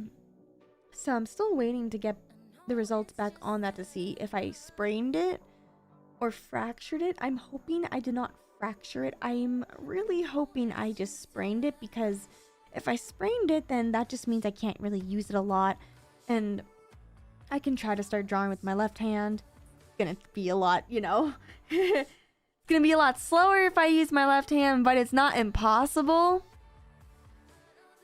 But I'm trying to draw with a broken wrist, mind you, and I'm not trying to make an excuse for my shitty sketches. It's not. It's just in case if you're wondering like why I'm struggling, it is because I'm in pain. But I'm not in so much pain that I can't draw.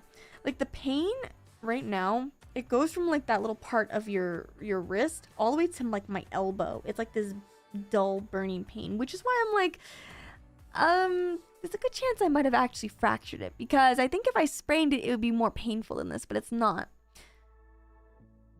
I hope it is strained. And today we're just conceptualizing. We're not here to like actually make the live 2D art. We're just conceptualizing like face shapes in eyes. Like I'm literally just looking at a bunch of eyes and faces and just drawing to try to like see what feels right. This is just the conceptualizing stage. So don't expect to get like a full-blown product with today's stream. We're just here to kind of chill, vibe, and try to like get into the motion of drawing, because if I am not able to use my wrist, I will lose my ability to draw like I have been, which means I have to practice drawing with my left hand. Kind of what we've been trying to do today is like I'm trying to like Yes, I draw a little bit with my right, but I am trying to draw with my left hand because there is a good possibility I won't be able to use my right hand for months at a time. So if I could become a left-handy artist, that'd be kind of cool.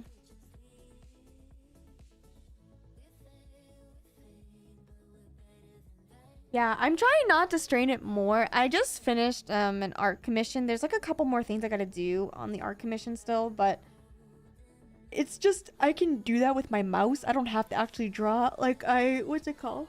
Oh my god. I feel like I am. Can I show you this? Yeah, I can. So I just finished drawing this. This is Kuroku's thingy that I was drawing a couple weeks ago. I finally finished it. I just need to cut up the hair pieces here. And I just need to cut up the sleeves properly. But yeah, this is like pretty much done. So I'm pretty happy with how this came out. And so yeah, now we're just kind of I don't have to like draw with my right hand to cut all that up. I can just use my mouse. Okay, so let's go back to drawing these eyes. I want to keep drawing these eyes until the eyes feel right.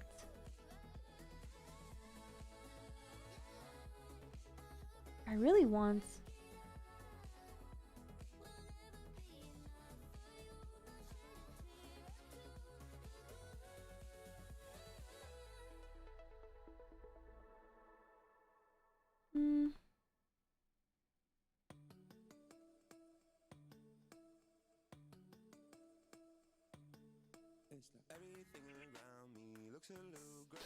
let me zoom in on this.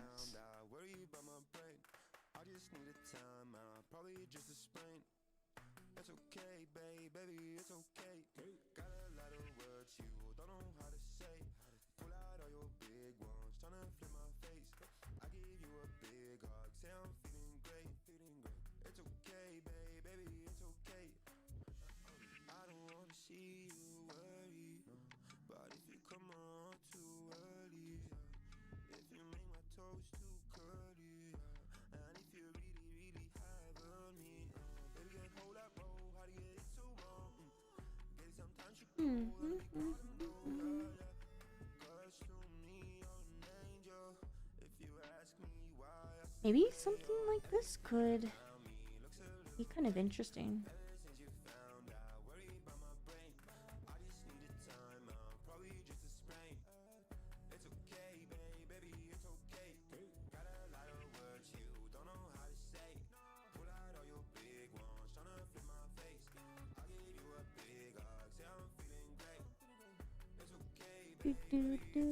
Put that.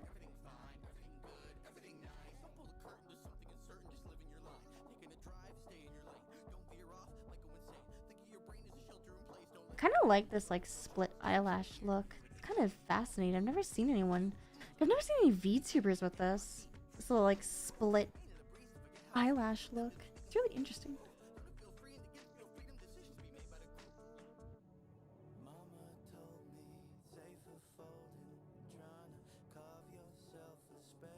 Normally when I draw stuff on stream, I already have like the reference sheet and like the concept done, like the rough sketch, and normally we just kind of go right into rendering. This is like it's probably one of the few times you'll ever see me like sit here and like just kind of drawing just to kind of conceptualize.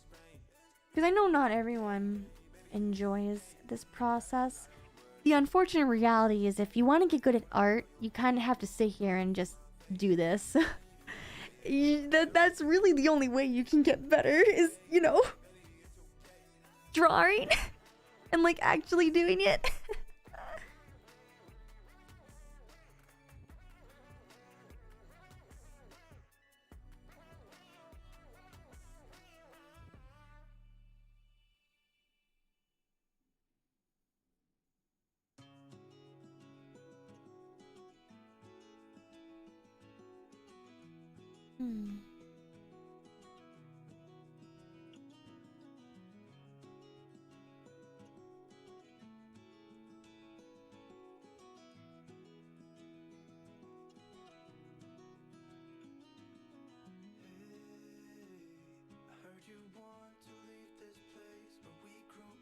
eye looks... Yes, this eyelash looks so majestic. You right, you right, you right.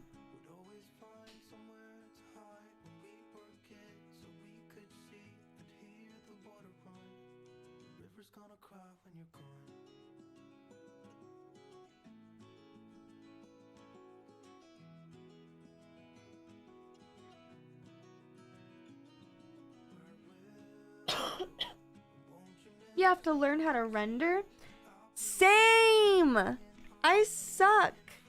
I suck at rendering. Rendering's hard because rendering is all... It all comes down to stylistic choice.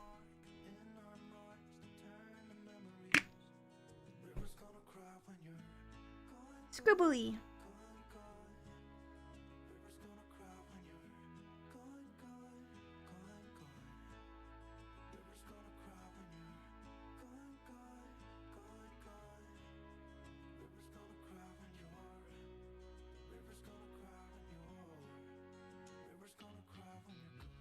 Like I said, if you're wondering what I'm drawing right now, I am trying to draw this. Not like the whole image, I'm just trying to draw her eye. Because I'm trying to get used to the motion of how her eye is. Because I really like this eye shape, and honestly, when I go to do the 3-head, where I'm basically going to do a mock-up of my face 3 different times with 3 different eye shapes. I definitely don't have time to do...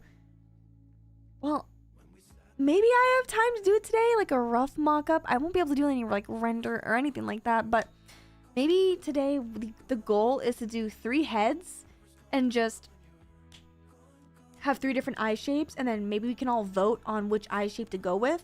And honestly, if we can just decide on an eye shape, because I want to do 3, then you know what? I'm going to say that's a successful stream. So you know what? How about we have that be the goal? But this is what I'm currently trying to draw right now. Like I said, I do observational drawing. I'm not tracing. I don't have this overlaid on here. I'm just looking at it on my screen and trying to draw what I see. And this is what I got so far. Because I really like this eye shape. Granted, I'm drawing this eye at an angle. So I'm trying to imagine what this eye shape would look like if she was staring at me like face like this. So that's why it looks a little bit different, because I'm trying to imagine when it's not angled, because that's kind of the point, is to not have it be angled. That's the goal, at least.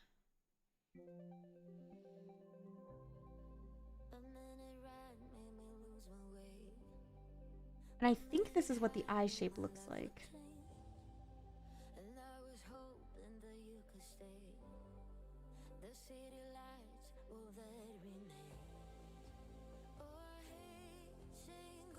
I think it's something like this.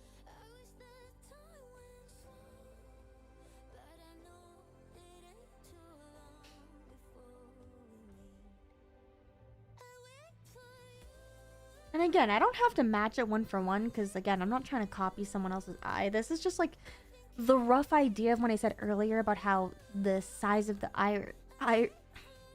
Oh my god. Can I like stop dying for once? The iris and the... I don't know if you call it the mascara or like the main lash. That's what I'm trying to do.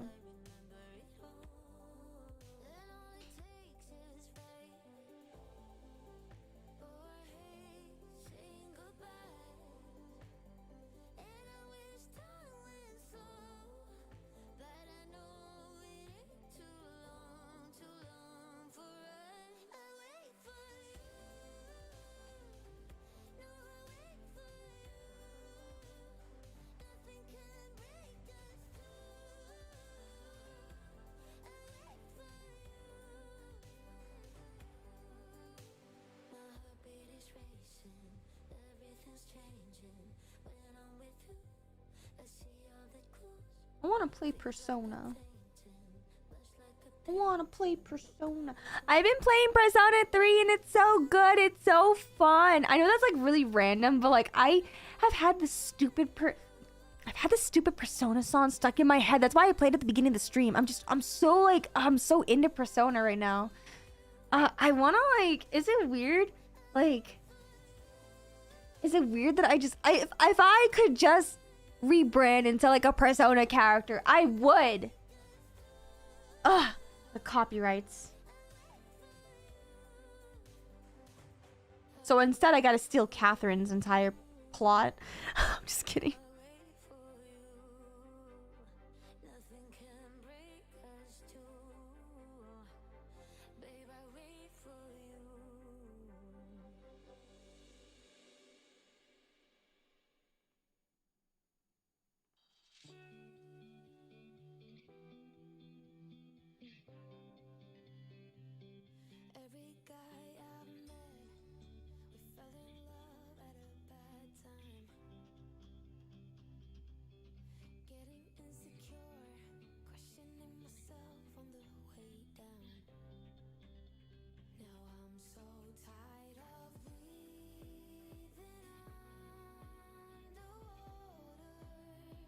So this is the first eye.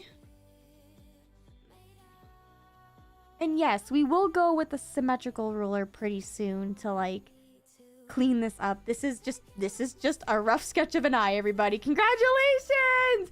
We drew an eye! We drew an eye! We did it! We drew an eyeball! We drew an eyeball! We did it! Now we're warmed up. We warmed up my broken wrist off. Let's go. I should not be clapping like this, but here I am. Clapping my hands together. Oh God, that hurts. Anyways, so.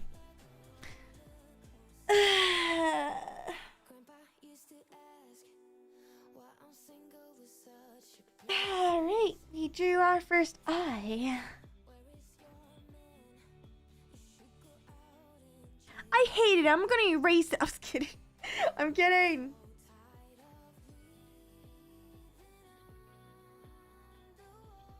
Okay, eye number 2. So this is eye number 1.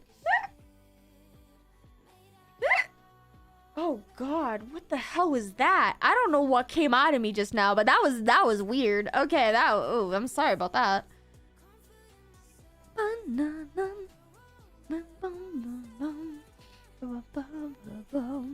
Okay, now I think so. This is my sex eye or sexy eye.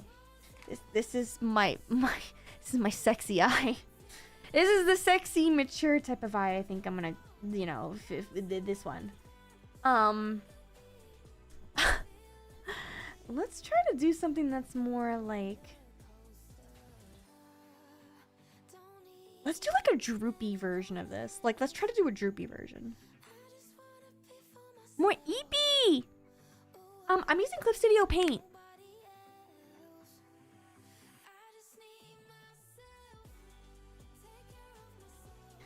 Don't judge me.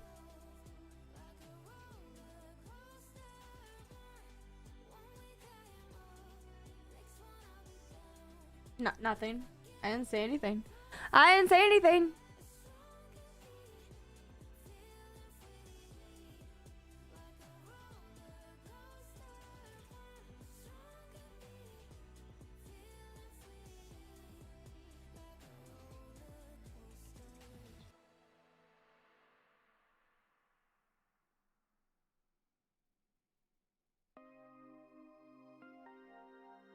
Was that crack? No, I don't know what you're talking about. I would never pop anything. I don't know what you're hearing right now, but that is definitely not me. I'm not doing anything with my hands. Absolutely not cracking my wrist or anything. Oh, could you imagine, dude? That'd be terrible. Yeah, I sometimes like my hands, you know, I know it's not good for you to do that, but man, it feels so good.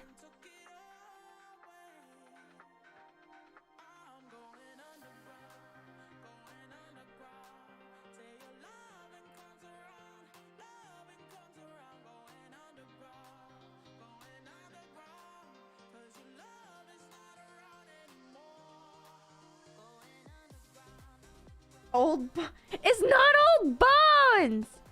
I always do this. Okay, come on. Has your mom never told you, oh, don't crack your knuckles, it's gonna be bad? I'm just like, but it feels so good. That's what I was popping my knuckles. That's all my hands. Yeah, I know. I can pop a lot of it. It's kind of weird. I know. At least I don't do my wrists.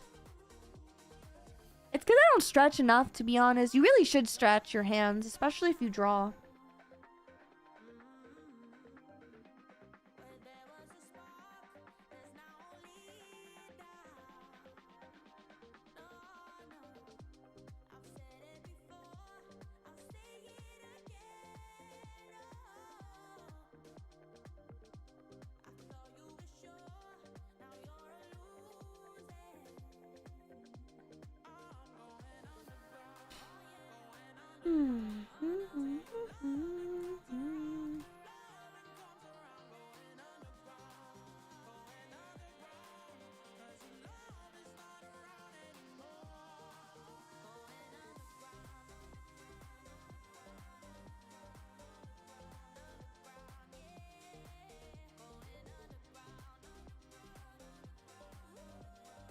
They would say things like it'll give you arthritis, which is wrong. That's true.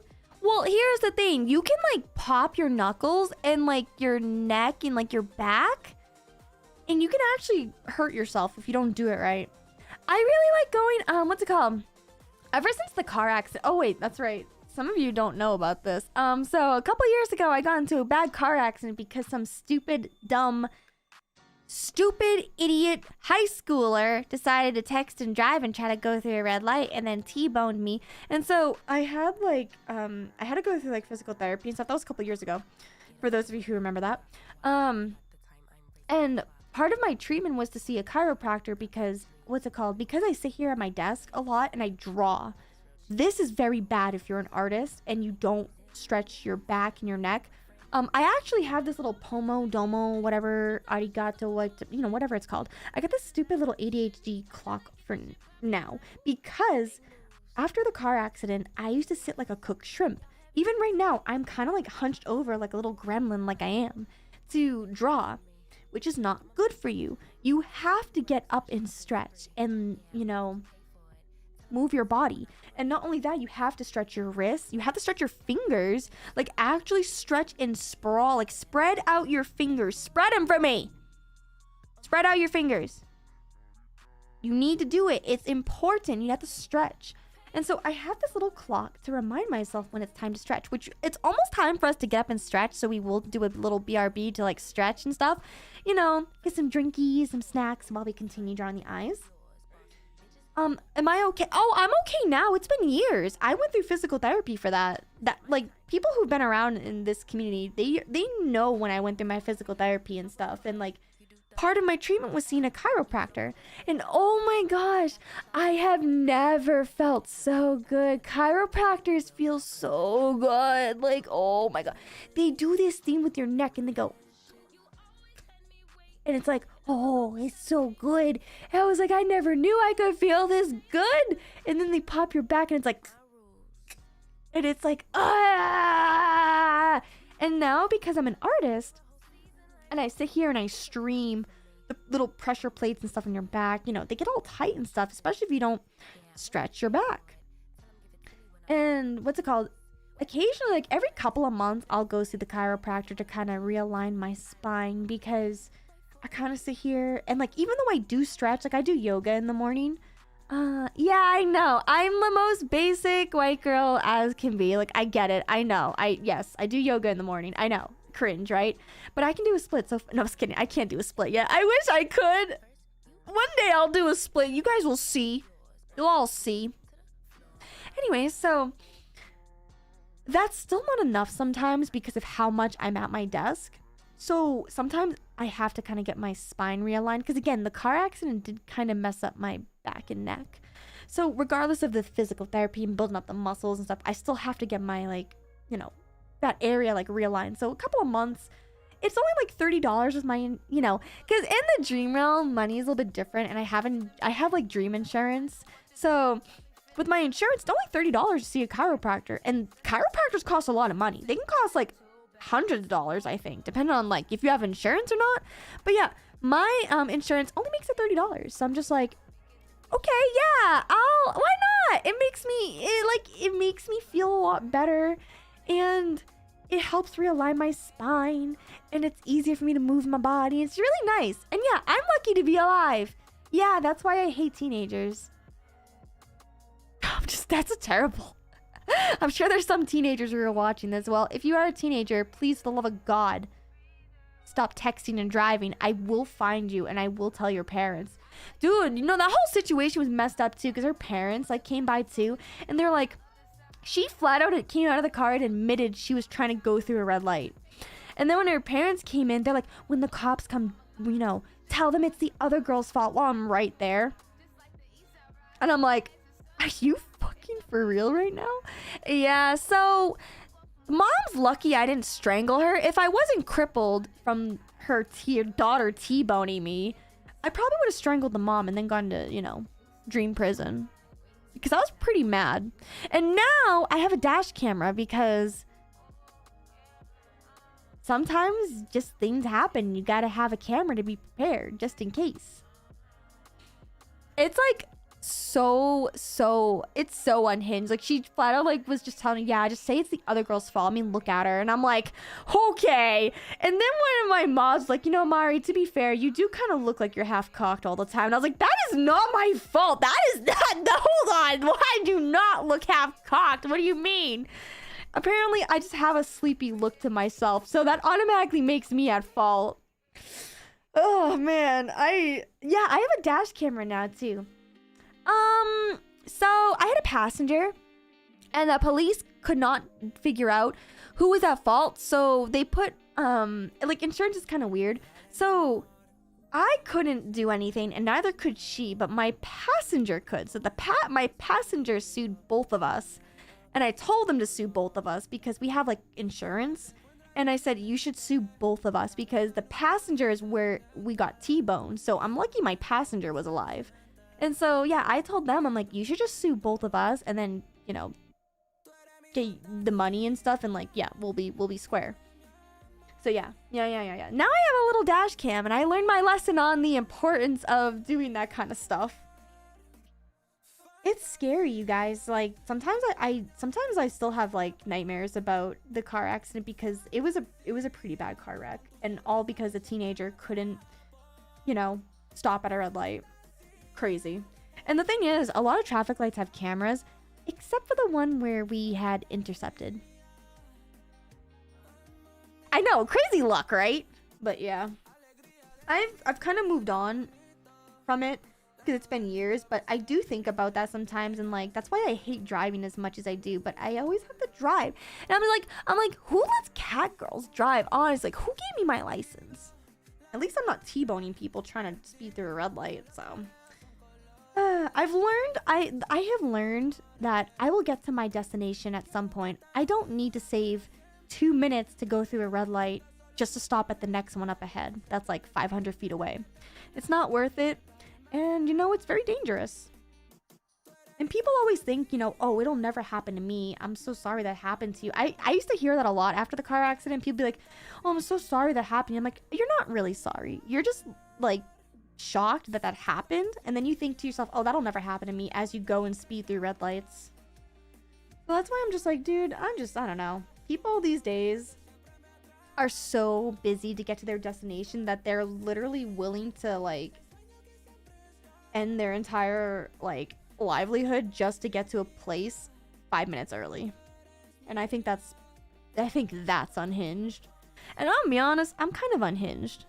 I admit that about myself. I know I'm unhinged, and I think that's unhinged. So that's how you know it's bad.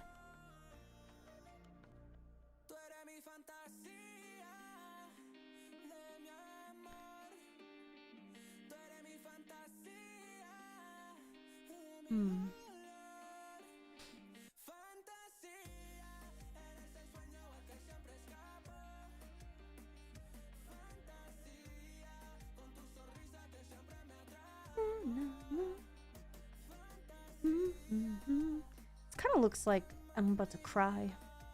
This eye is my sadness.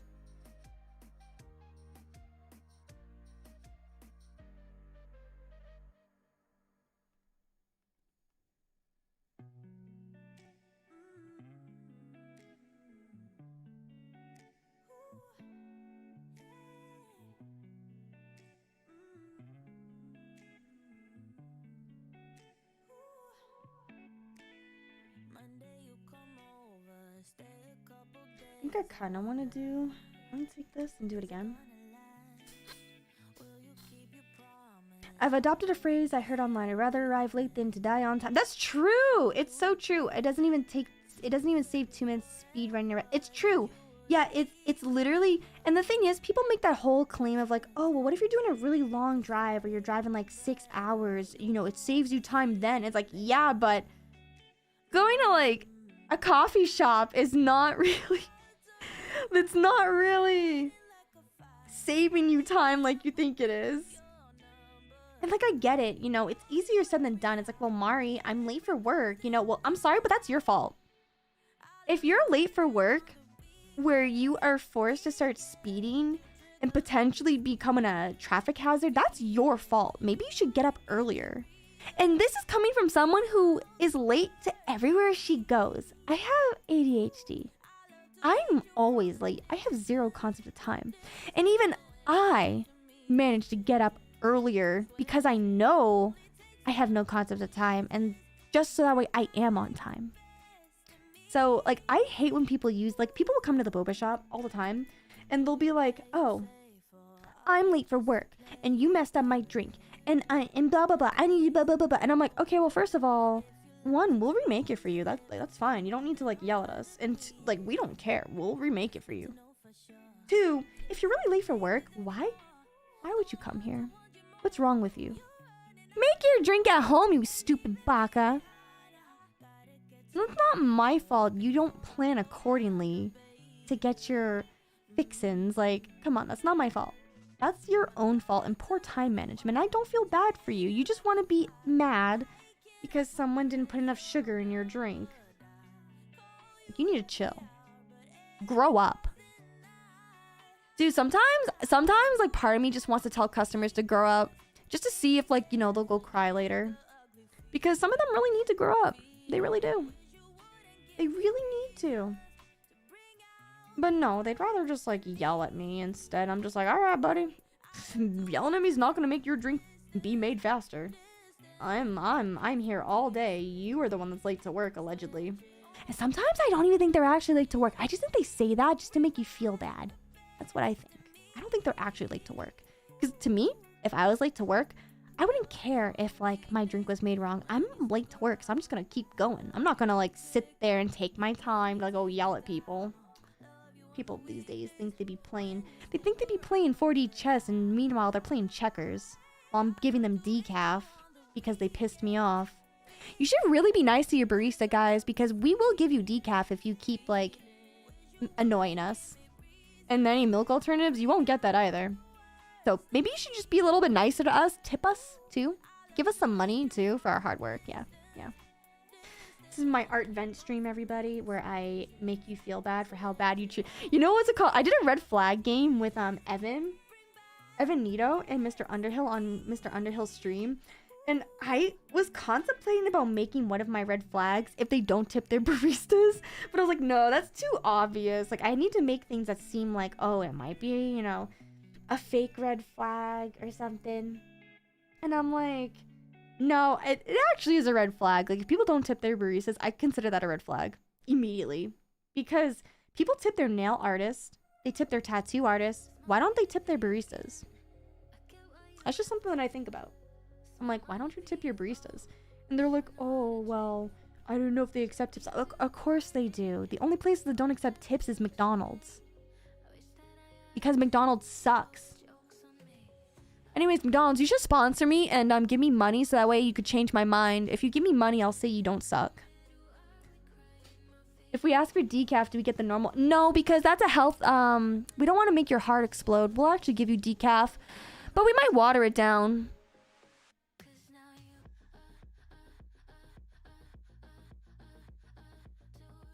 Generally, anyone who uses the term 4D chess unironically has never played. Okay, Jack. All right. I'll have you know I played chess once in that impossible password. What was the password game? Will you spit in our drink? I mean, that costs extra. I'll do that. You pay me. I'll do that just for funsies.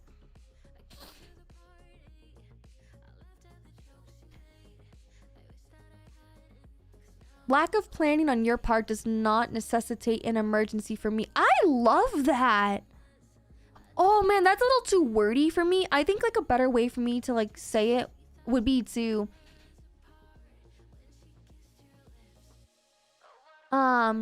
not planning ahead isn't my problem, it's yours. Like don't make you not planning ahead my problem. Like don't project that onto me. That's not my fault. That is a you problem. Honestly, that's a skill issue. That is a legitimate skill issue. McDonald's now charges for paper What? Wait, can I ask for like no paper bags? Can I just say, hey, can you just give me my food? Like, here, I have a plate. I have a container. Can you just put my food in a container?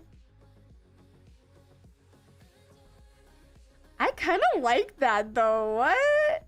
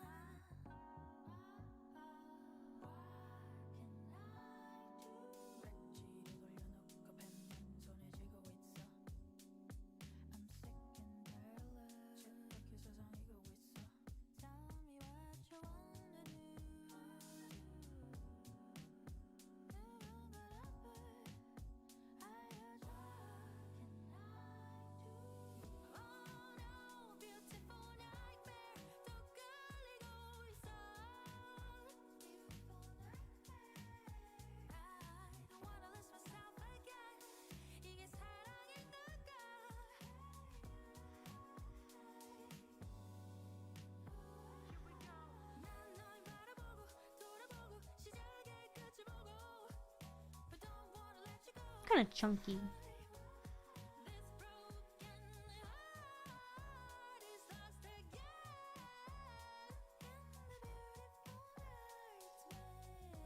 I'm gonna make this a little bit thinner, but kind of get the idea, right?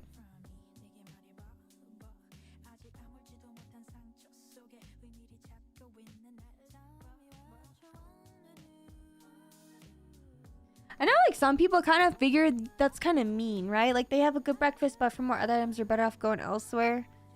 Oh, McDonald's just okay. Yeah, I mean, it really depends on what it is you're trying to get, but I just can't believe they charge you. Well, apparently they're upping their quality of food, so the more you ask for it, and that's the other problem too. So, you know, in other countries, typically when I noticed this is like an American thing, but in other countries, you typically can't get customizations for stuff. Like if you have a food allergy in what's it called? I remember when I lived in China, if you had a food allergy, they would straight up tell you to just not eat there. They're like, yeah, we're not accommodating for you. Just don't eat here. Go somewhere else. Like they straight up will, like they literally had a sign. I can't remember what restaurant it was. They literally had a sign in English saying, we do not accommodate for your food allergies. Go eat somewhere else. It was like roughly translated, but it was like funny that I saw that. I was like, wow. Meanwhile, in like America, people are like, I want a cheeseburger without the cheese. I want impossible meat, and I want it on a lettuce wrap. So they don't want a cheeseburger. They just want to play pretend food, I guess. I don't know. It's so odd. It's like super odd. And I'm like, yeah, it's kind of just an American thing. We just kind of expect everyone to bend over backwards because our feelings are hurt. And it's like, bro, just don't eat there. Go eat somewhere else.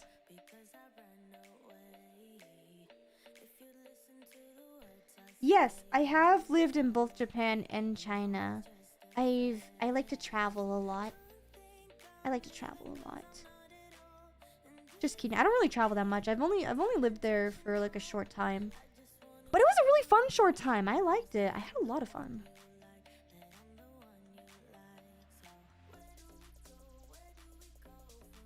I was just very shocked to like see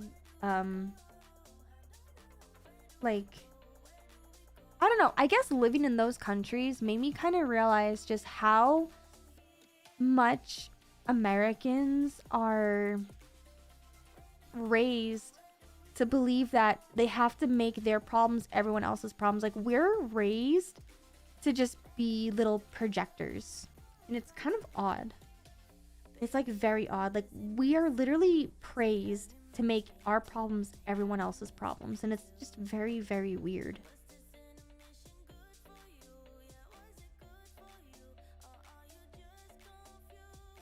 That's why whenever like I'm having bad days, or if I'm just not, you know, feeling good, I try not to like take it out on other people. It's hard though. It is really hard to just not explode on somebody, because it's so much easier to just criticize and just explode on someone else and give them that bad energy because you don't feel good. But it's really like, it's not nice. It's not fair.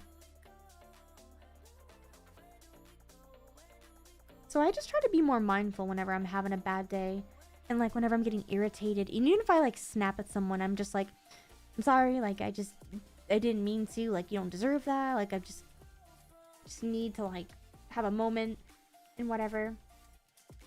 You know, I try to like be more mindful with that stuff now, because like you don't notice how much negative energy you put onto someone. So yeah, I've just tried to like become more mindful of that lately.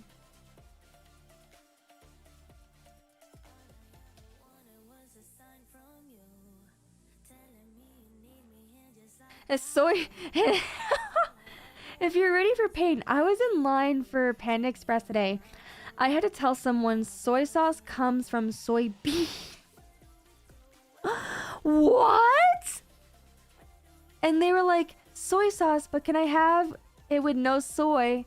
Are they from California? I'm just curious.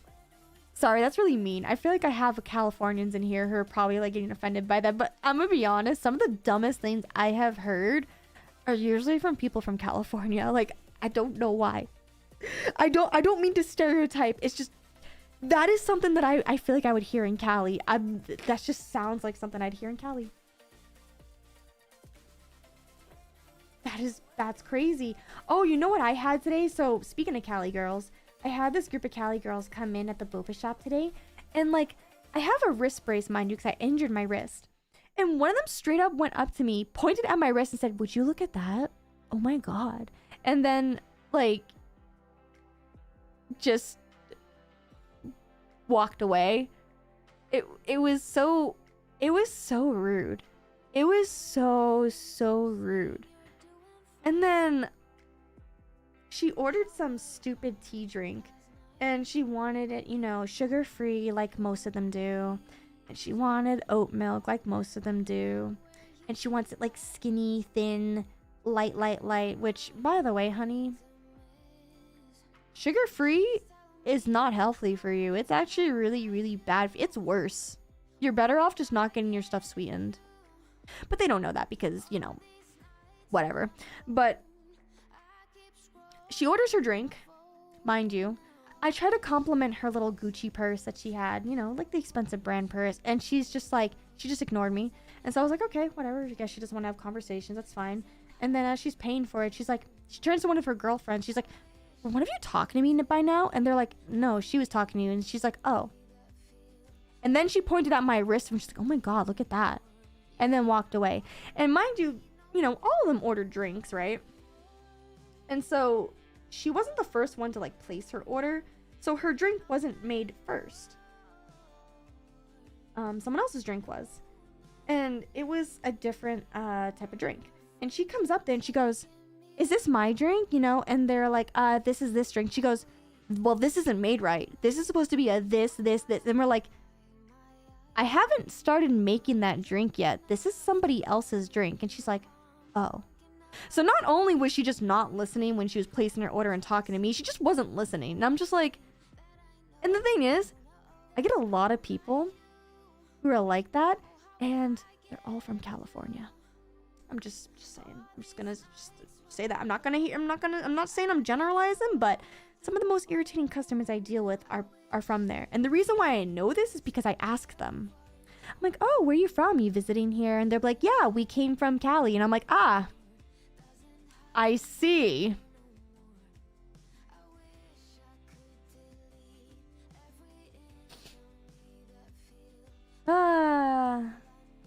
Mindfulness is very important. And from Cali, you ain't wrong. It's bad when you know another California person's. Oh my, I'm sorry, Kai. Not everyone from California is bad. Like, not everyone is bad. Like, there's actually some really chill Cali people. I just noticed more often than not, the more problematic customers tend to be from there. That's all. That's all I'm saying. Not all of them, though. Not all of them. Some of them are very chill.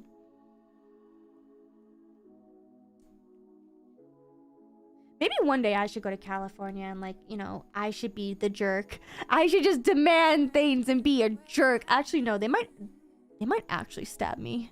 I'm scared. I'm afraid I'm gonna get, like, I'm gonna step outside and go to LA and get robbed or something. And I don't even have money. I look like a bum. But, I mean, look at me. Like, do I look like I got money? No. So, but I still am afraid I get robbed.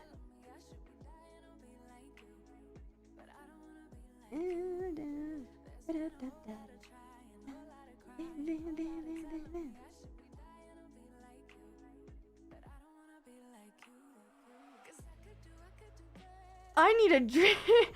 You know, because you have I don't have a Cali accent. I just talk to a lot of California people, and I've learned to talk like them. Because something that I kind of noticed about West Coasterners is that you can't talk too fast. It kind of, like, scares them. I don't know. It scrambles their brain. I mean that in the nicest way possible. I genuinely do. I've just learned to talk slower. So it probably sounds like I have a Cali accent, but that's just because I'm talking slower. I take breaths in between my sentences. So that way I don't overwhelm people.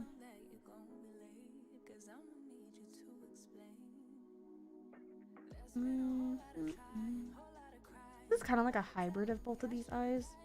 I think I want to have this be a little more.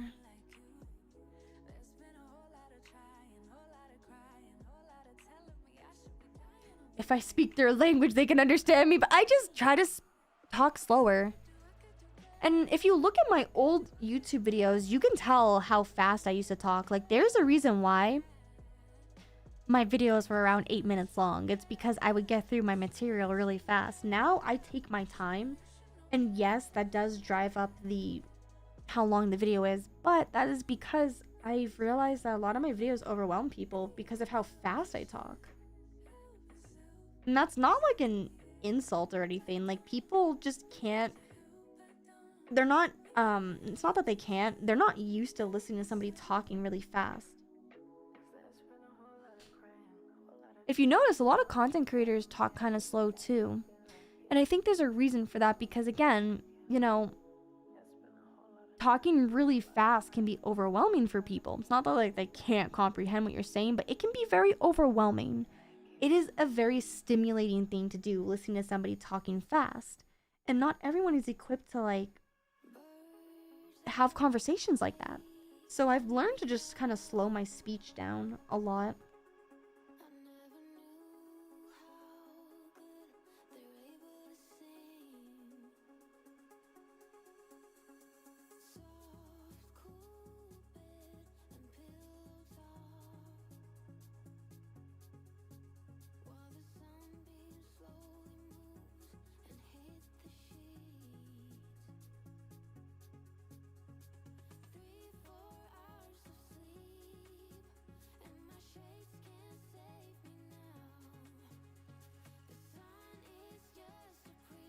Meanwhile, in the southeast rapid speed.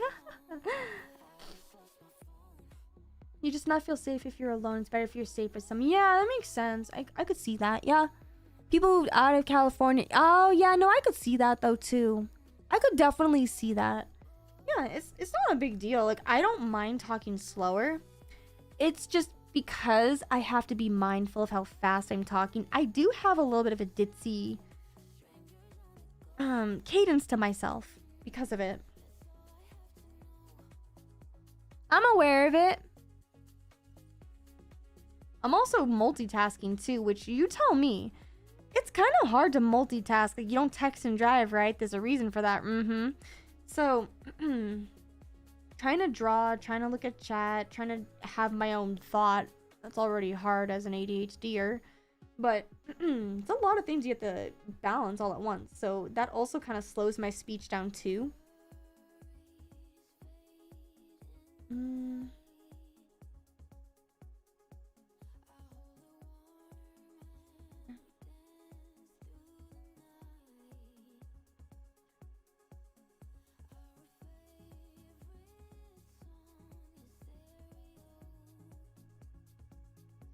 Maybe like this is kind of the hybrid, because I thought like this one's like super droopy. So maybe a good... This is kind of an in-between of these two. I don't know if you're noticing this, but I'm kind of like... I know I said I'm going to do 3, but let's say like this is like a 2.5 in case if this is too droopy, because this looks kind of sad. Like she looks sad with this expression.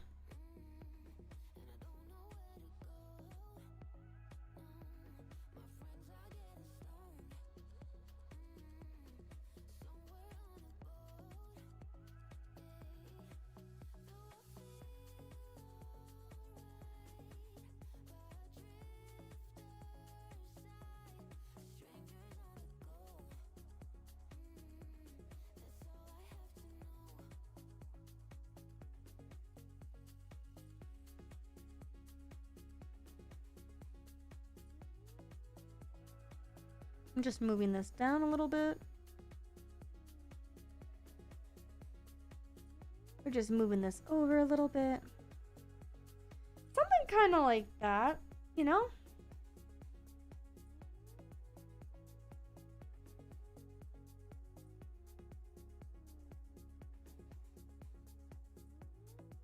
Yeah. I think if I fix it like this.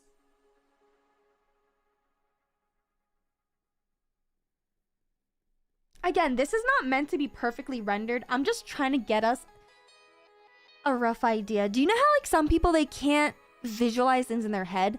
I'm just trying to make something here to like help us all visualize together. This is not rendered or polished or anything. This is us just conceptualizing. I just want to remind people about that for anyone who's just joining in.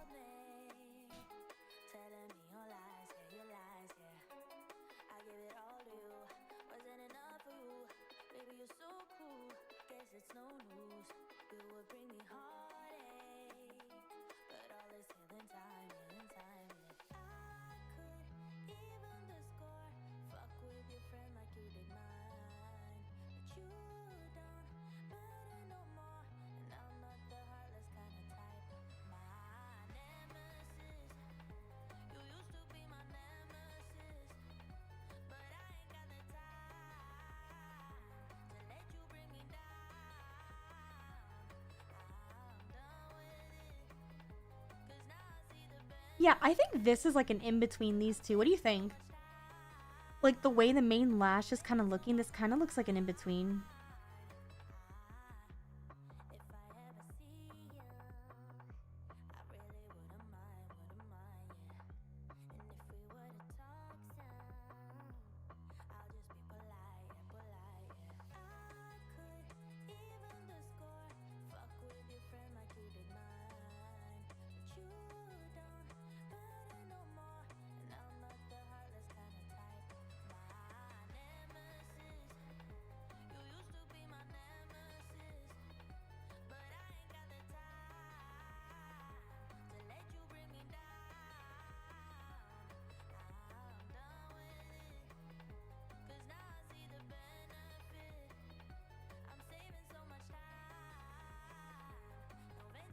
Yeah, this is... I like this. I like that. That's like a good in-between, I think.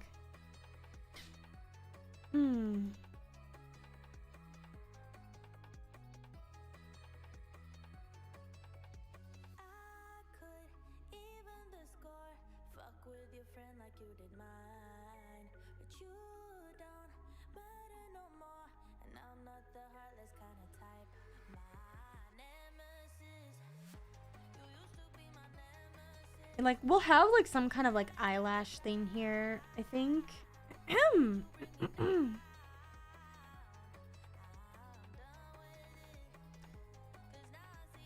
I don't exactly know how I want to draw these eyelashes, I'm gonna be honest.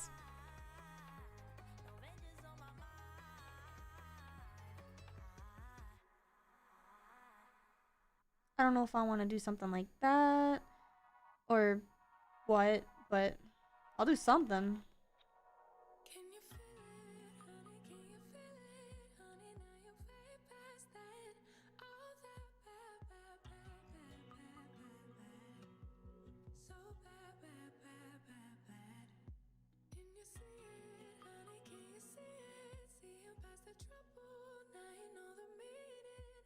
I don't know if I want to do something like that either, but we'll draw some kind of like eyelashes for these. I don't exactly know what I want to draw for eyelashes. Eyelashes are hard. I feel like with certain eye shapes, there's like so many different ways that you can do eyelashes.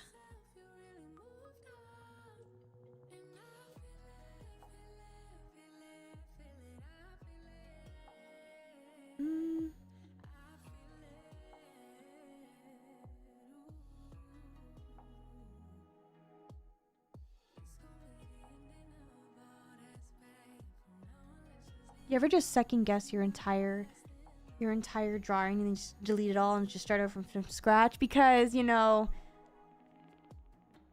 same. I'm just kidding. I'm kidding. I'm kidding.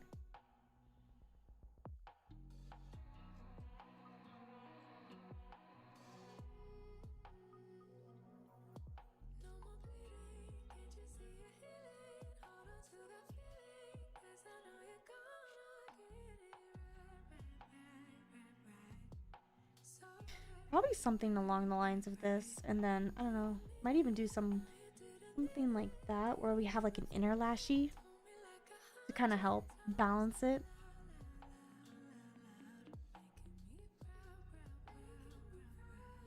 And then I think for like this eye, I probably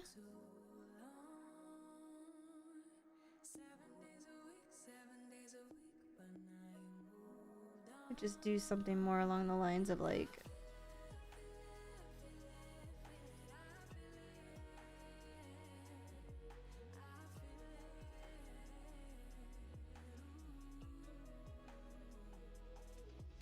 something like that where it's like more lashy lash, because like this one is kind of chunky, this one's definitely chunky, but this one's more like a lashy lash, like, you know what I mean, where you have like where it's kind of like that, where it's like all lashy lash. I'm thinking this is gonna be a lashy lash type.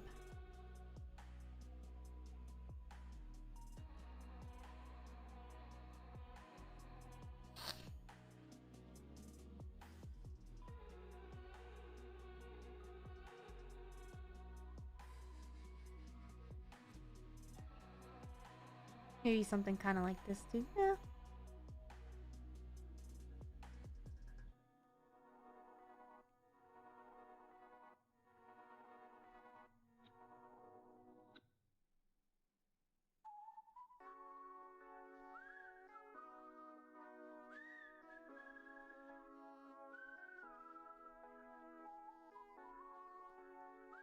Kind of like something like that.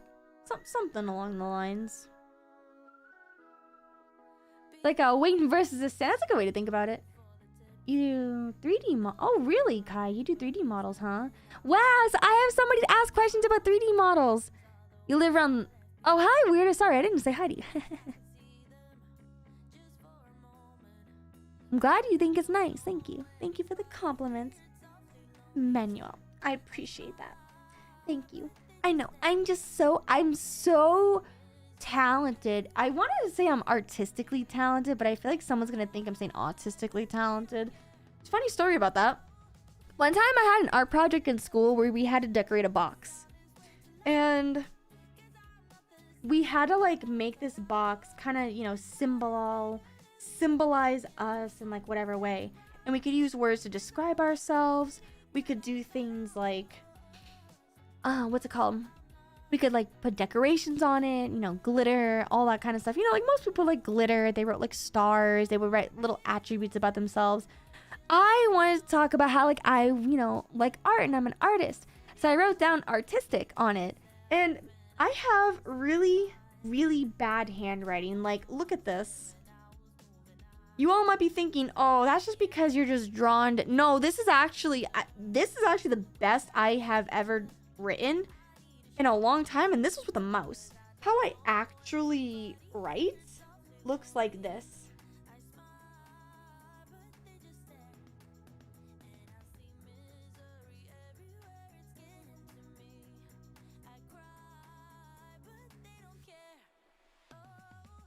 This is how I actually write. So I wrote down artistic on my box. And you want to know what everyone thought I wrote? They thought I wrote autistic. And so then everyone in school started making fun of me, being like, wow, I can't believe she actually wrote she's autistic on her little box to describe herself, and I am not autistic. Yeah, so that happened.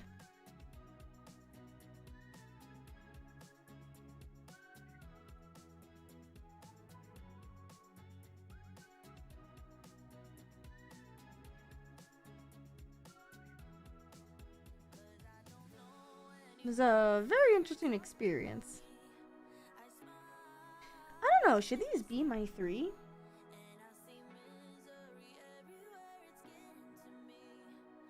These could be my 3.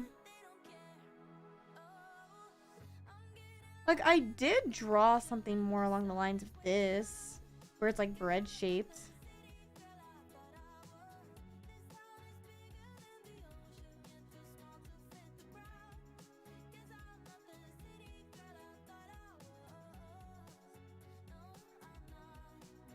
Nice to know I'm not the only one with hieroglyphic handwriting. Listen here. I might have doctor's note handwriting, but at least I can draw an eyeball. That clearly says artistic. Yeah, that's what I thought too.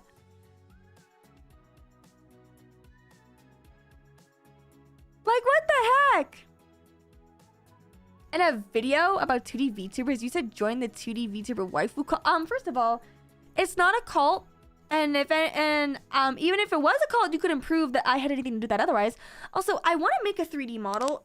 Basically, after the rebrand, and when we finish the live 2D model, I plan on, once I make the live 2D model, I will make a 3D model version of myself, because I think 3D VTubing is way more goated than anything I've ever seen before. The technology behind it has improved so much.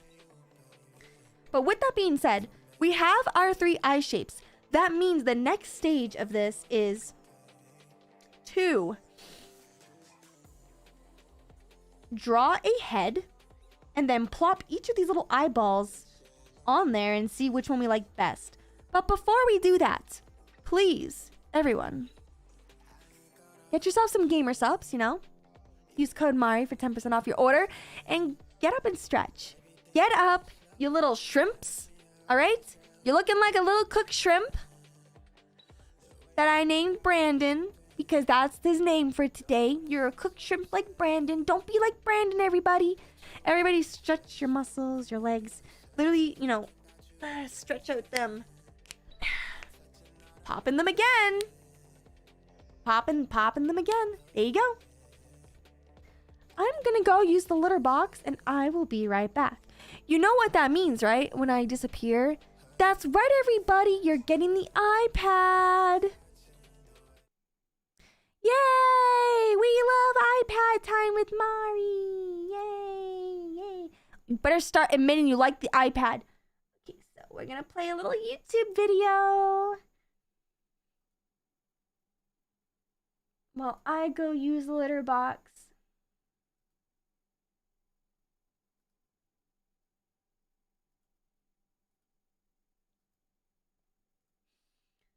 Do do do do do do do do do do.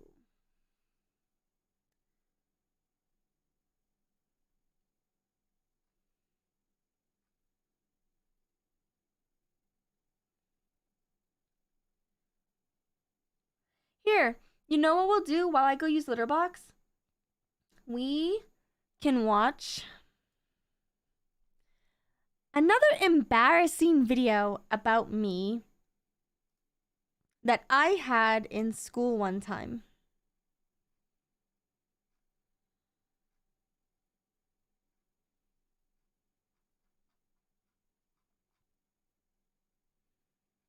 Yep. This one right here.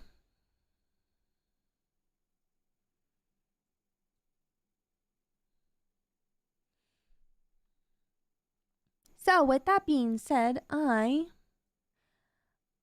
am gonna make sure that this video plays correctly.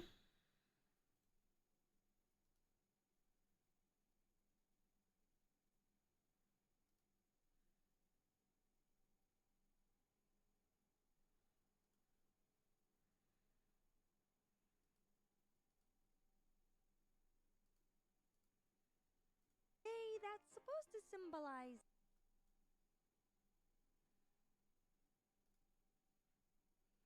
All right, bathroom time. I will be right back. Enjoy your iPad break and stretch and stuff.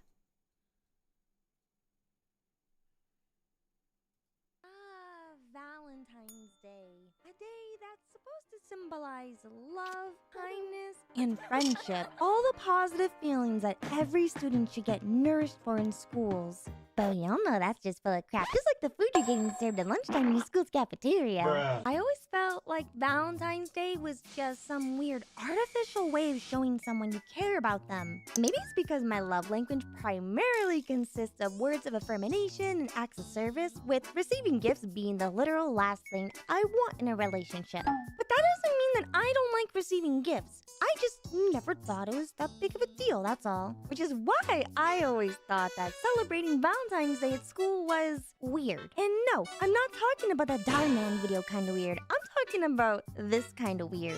Oh my god, it's almost Valentine's Day. Motherfucking Valentine's Day. So I made a decision of just sleeping all day on Valentine's Day. But if someone wants to bring me like a chocolate or a rose, a red one with no thorns, because if it has thorns, I'm gonna shove it up your ass. Now, I understand as an adult that can totally drink alcohol, that Valentine's Day is really special to some of us ladies because many of us grew up brainwashed by Disney that there's a special prince out there for all of us. But I was definitely one of those girls that was like, fuck the prince and fuck Valentine's Day. I honestly did not understand what the big deal was with Valentine's Day in school because we were literally 16 years old. But what do you expect guys to do, just to go rob a bank? Because you and I both know that none of us had any money in high school because we didn't have jobs. I've always felt this way, not because I spent my Valentine's Day alone, but because I hated how stores always try to sell you these nasty, cheap chocolates and candies because they know that your broken, desperate teenagers will buy them. Honestly, how do you expect that this is how you prove your love to someone? Are you a broke-ass high schooler who can't work a job yet legally and spent most of your week playing video games and watching anime that you almost forgot next week is Valentine's Day? Want to show your special someone you choose them? Well, here's a deal for you. Why don't you come on down to CVS and pick up our $5 variety love pack, where we have an assortment of questionable candies and gummies for your special honeys. Oh, what's that? You and your crush aren't dating yet. Oh, well then, don't worry. We have just the solution for you. How about some conversation hearts that say the most generic phrases and taste like literal chalk? She'll be so thirsty for you after grinding her teeth on these bad boys that she won't have time to reject you and embarrass you in front of your classmates this year on Valentine's Day. All for just $1, because nothing says I love you for your special Care Bear like a giant teddy bear that will most likely rip the next day. So come on down and get your girl something nice, so that way this Valentine's Day she'll want to come down on. Okay, so anyways, like I said, it is so weird seeing so many teenagers complaining about not getting anything for Valentine's Day from their special mans. You know, Valentine's Day in Japan, women typically give gifts to men, not only to the person they like, but to every male that they have some kind of significant relationship with. And unlike here in America, where people are expected to be just showered in candy, cards, jewelry, dinner dates, whatever, Japan has a heavy emphasis on chocolate. Why couldn't my high school be like that? I went to high school in the middle of bumfuck nowhere, New Hampshire, and okay, maybe I'm a little salty because I love chocolate and I have a very fine palate for chocolate, but...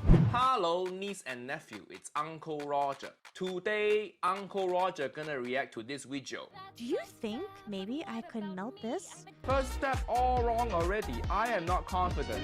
Alright, I want to know, can I put... Is this the only oil I have? What's she doing? What's she doing? Oh my god! You killing me, woman! Hiya! Okay, now that I'm thinking about it, maybe it's better that I didn't have to make chocolates to all my male classmates. Now, even though my high school didn't do a lot of fancy things for us, we did have candygrams that you could send someone for Valentine's Day. Except my school was so poor that we couldn't actually afford candy, teddy bears, and all that other stuff for candygrams, but we could afford flowers. No, not that kind of flower. Oh, come on, you think that my school could afford roses? I just told you that we were broke. We had something like carnations, I think. Basically, students could buy a flower for someone, and you could write a nice note and leave your name on it so the person you bought it for knows it was from you, or you could leave it anonymous. I think the proceeds for buying flowers went to help fund the football team that didn't exist, or fun field trips and events that never happened in my high school, but I thought it was pretty wholesome of a concept because they would deliver the flowers during lunchtime to everyone. And it was really nice seeing people get so excited over receiving something as simple as a singular flower. Or if you were popular, you got a whole bouquet. Of course, sometimes this could lead into some drama. Bro, she caught me cheating. What do I do? Shit, now she's gotta make it even. Tell her to call me and we'll make it even. I don't know. I went like most of my high school years treating Valentine's Day like a normal school day, but what I'm about to say next will shock you. I actually got a flower sent to me once. Huh? Yeah, I know, right? I actually got a flower sent to me. Oh my gosh, I must have just been so popular because why else would someone want to send me this if it's not to confess their love for me, right? I'm an anime girl on the internet. Do you really think that I had friends growing up? So I was sitting down at lunch by myself working on homework because everyone knew I didn't have money to afford lunch. And as I was working on my homework, one of the teachers came up to me and said that I had received a carnation for Valentine's Day. And I looked up at my teacher really confused because I didn't have any guy friends. But I did have one friend that I thought maybe she bought me the flower to be cute or something. So I happily took the flower and saw that there was a note attached to it. And my two brain cells thought, oh, she probably wrote me a funny note or something. So I go to open and read the note and read the contents. It went a little something like this. You're pretty cool. No homo. Sent by Anonymous. I sat there so confused, and after lunch, I asked my friend if she sent me this, and she said no. And nobody had ever came forward about being the person who sent that, so if you're out there watching this video somehow, I would like to say thank you. And I think you're pretty PogChamp too. No, I know this holiday can be pretty anxiety-inducing for a lot of students, and I kind of wanted to share some of my funny experiences to cheer anyone up who might be feeling down about not getting anything for Valentine's Day. I've been to a lot of different schools because I would transfer to a new one every single year, except for high school. But Valentine's Day always felt the same to me. I wonder what Valentine's Day is like now in schools. Because looking back on all of this, I was definitely one of those girls that was like, Valentine's Day is overrated. And now I'm one of those girls that's like, oh boy, Valentine's Day, that means chocolate's gonna be on sale. And yes, I bought myself some chocolate strawberries, and no, you can't have any. Okay, you can have one, but I kind of bit half of it if that's okay. Let me know if you want one in the comments. And if you like my storytime video, then oh boy, I got another story for you right here.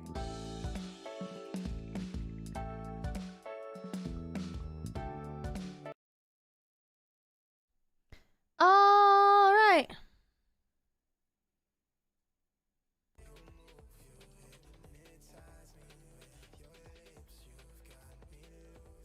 I'm back.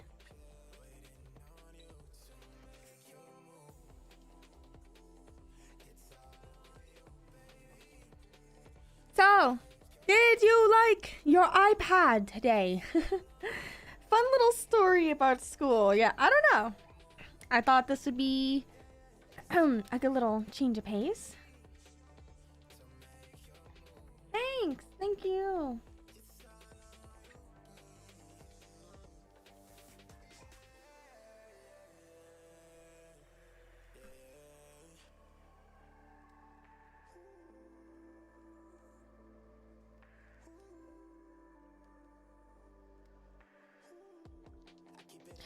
I'm just bringing up my new references and stuff. Yeah, chocolate without oh my god. I'm glad to know I wasn't the only one who did like the sale chocolate. I get very excited over like sales chocolate.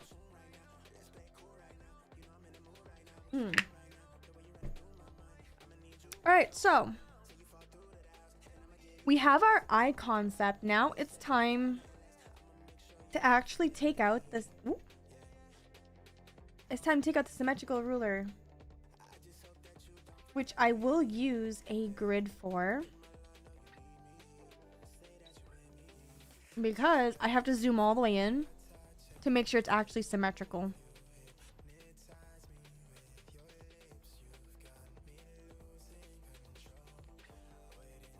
There we go.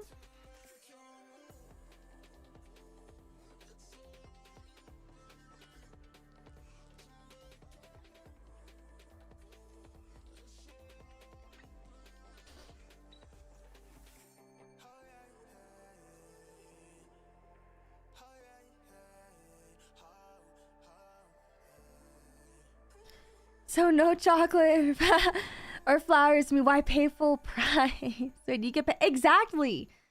Yeah, yeah. Unless if you're allergic to chocolate, and then you can't have any. Which that's like a bummer, but yeah.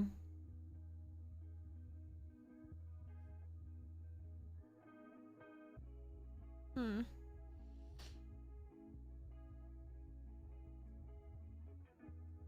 Hmm.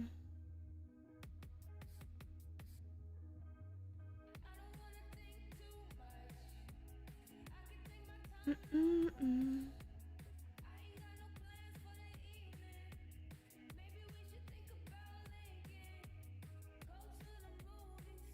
Okay. Let's draw a face real quick.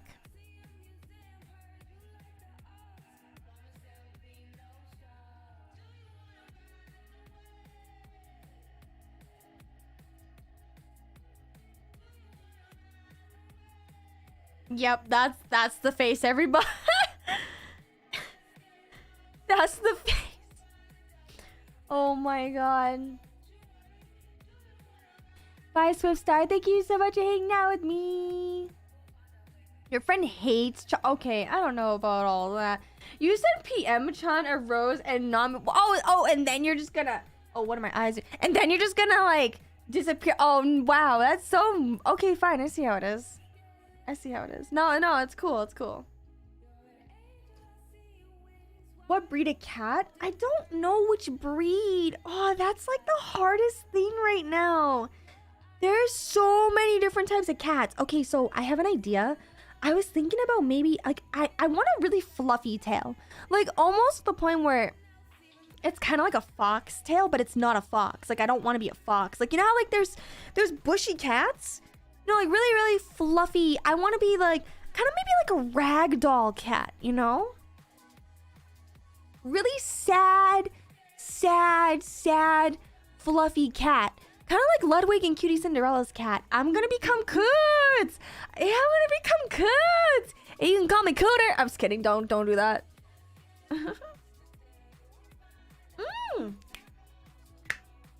Jose, you're spot on. Maine Coon is a good one too. But Maine Coons are kind of fat. Not like, you know, like chunky, like, I don't know. I guess the fat is not the right word. They're really, really fluffy. That could work actually. I can be thick. I can be thick like a Maine Coon. My favorite. Ooh, what's my favorite type of chocolate? Dark. I like dark chocolate. Because milk chocolate, for whatever reason, tastes like vomit. I don't know why. Like milk chocolate just doesn't taste good and upsets my stomach. So I just drink. I mean, I do drink, but still, that's besides the point. I like dark chocolate because there's not that much milk in it. Compared to milk chocolate for obvious reasons. And same with like white chocolate. I like all chocolate. It's just I prefer dark chocolate because of my tummy. It doesn't upset my tummy as much.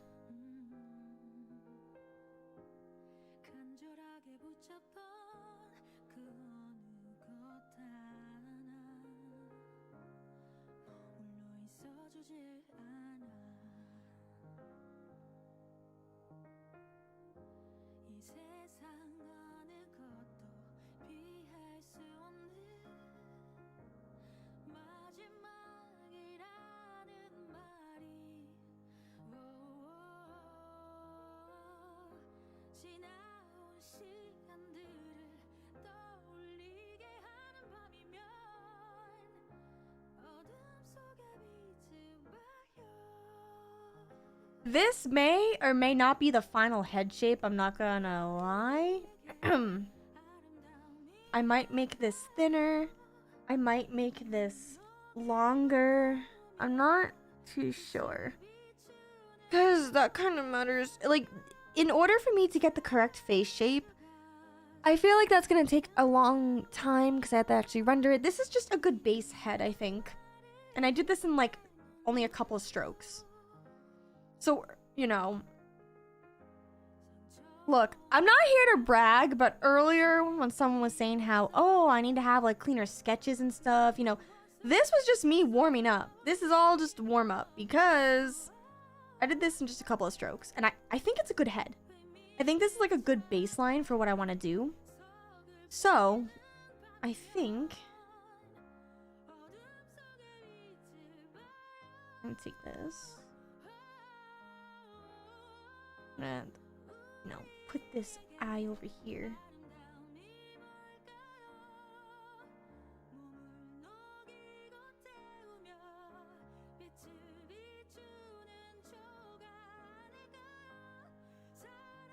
Oh, a munchkin cat! Or minute cats? Oh, you know, if you all join the Discord and under like pets or I don't know, should I make a new Discord? Should I make a new Discord channel and have you guys help me get some inspo? Like, I can make a little Mari, like, art ref inspo where it's specifically only meant for you to post, like, reference materials for the stuff that we talk about. So, like, in terms of, like, these cats, some of these cats I've never heard of. Like, I've never heard of a minute cat. So if you like, what's it called?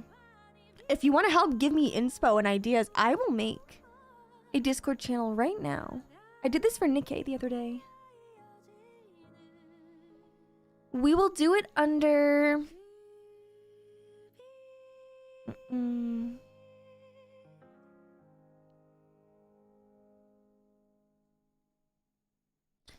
We will do... The channel will exist under... You know, maybe I'll just make a thread. Maybe a thread will be fine. You know what? That's what we will do. Under the suggestions, I will make a little announcement on Discord. Under the suggestions channel, I am going to create a thread. This thread is going to be called Maui's new live 2D inspo.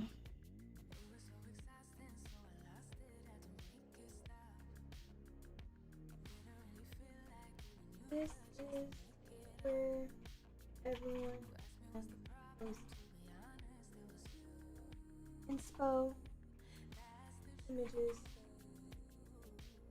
my art, themes, while I my model. This is specifically for you the concept based on what we about on stream. Okay, there is a new thread. It is now going to be, it's going to be pinned. I don't think I can pin.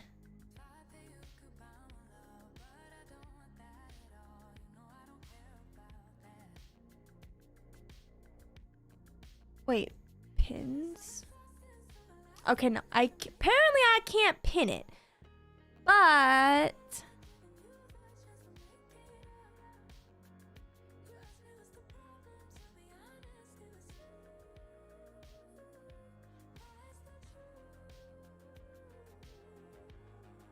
You should be able to join it.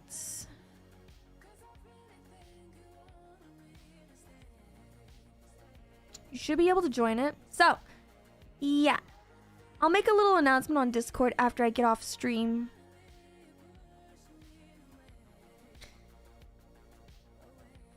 My new cats are essentially Persian cats, a munchkin cat. That sounds so cute. I've heard of Russian blues, but I've never seen them, to be honest. I don't see that many people do it. Exclamation point Discord to get the invite.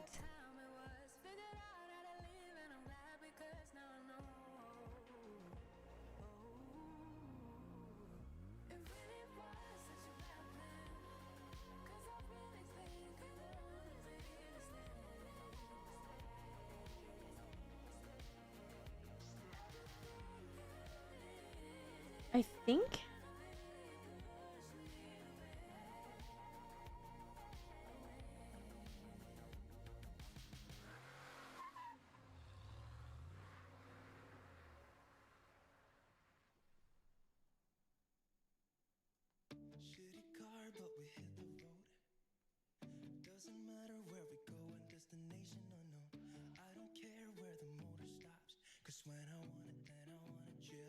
I'm trying to get like about 3 eye lengths apart.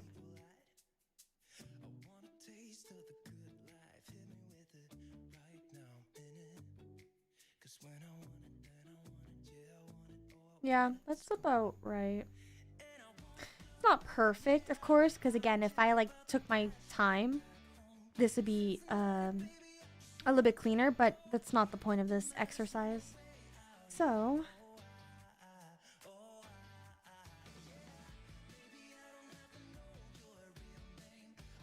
this is gonna be first eyeball.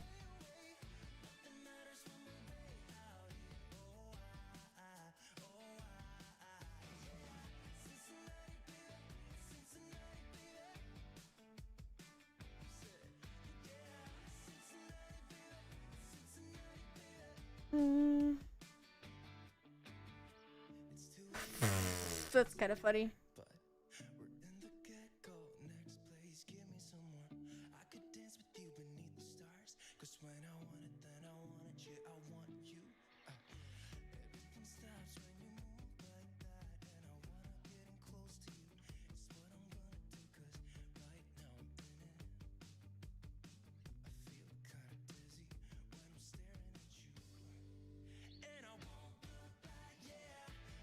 I'm gonna redraw the head because I don't like the head. The head sucks.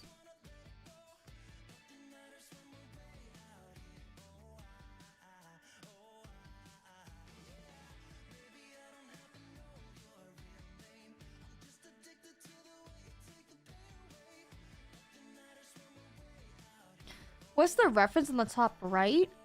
This is just an image I found on, I don't know, Pinterest or Twitter.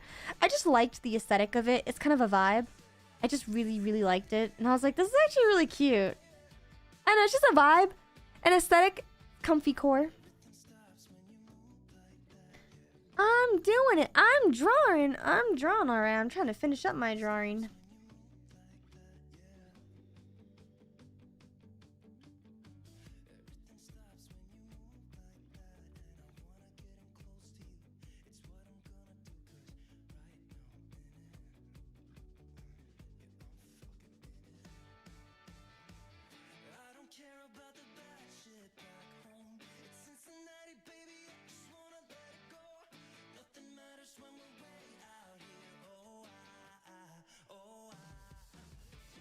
Okay, I think that's a better face.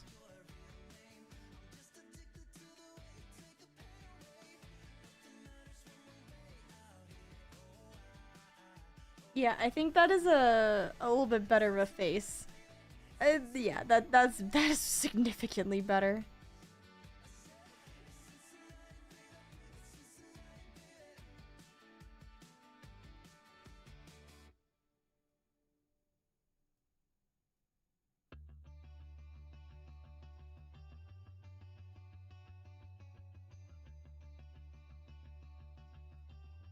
I think that's roughly the right size.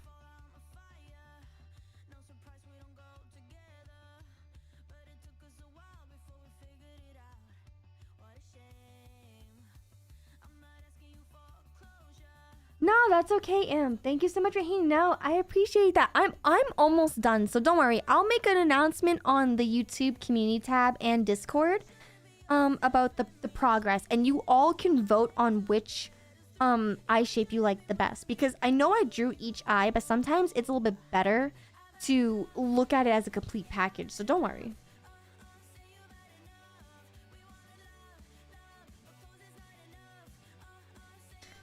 Yeah, I think that's roughly 3 eye shapes. Okay. Okay, so let's draw this real quick.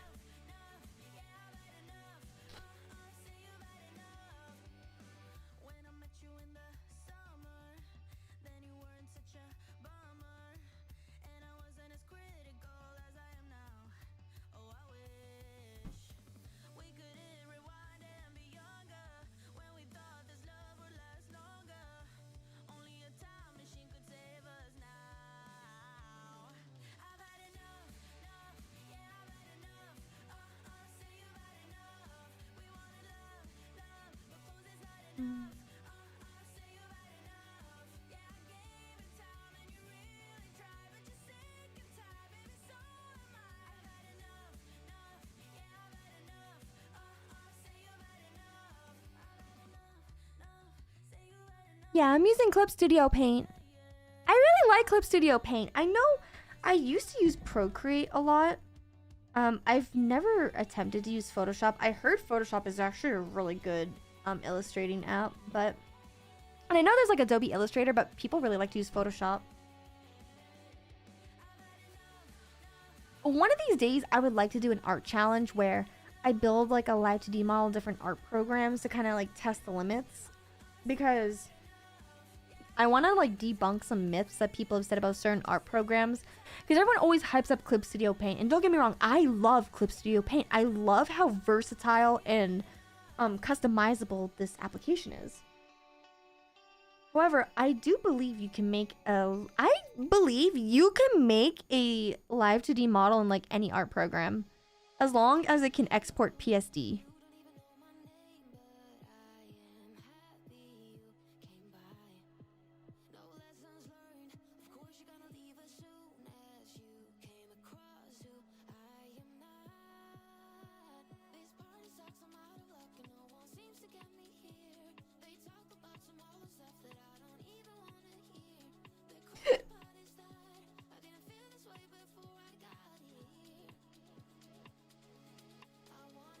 I look like I'm that guy from My Hero Academia with these eyes. Jeez Louise.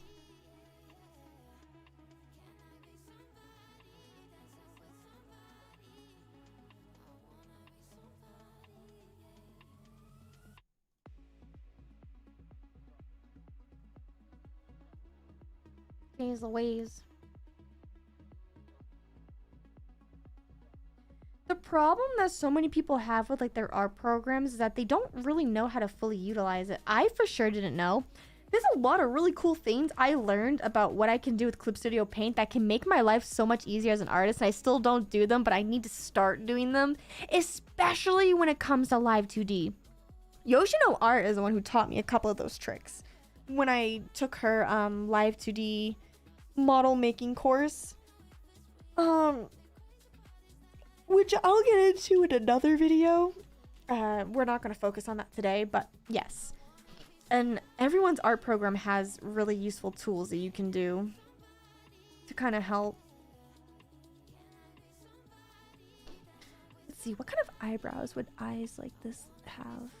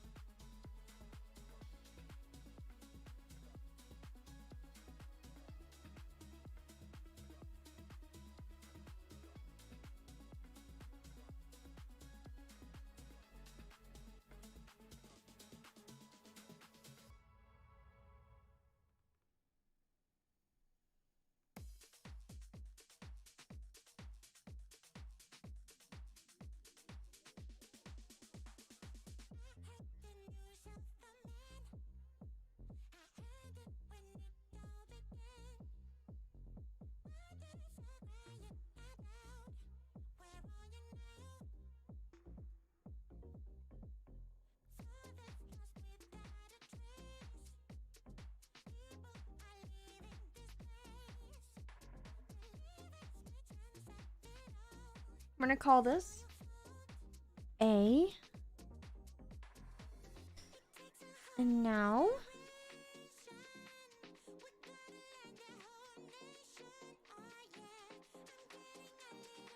we're gonna take number 2. Ooh. I'm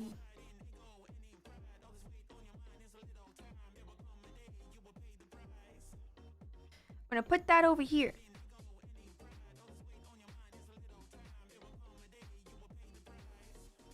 Well, I do agree that digital art isn't that much different than traditional art. That's true. I do agree with that. However,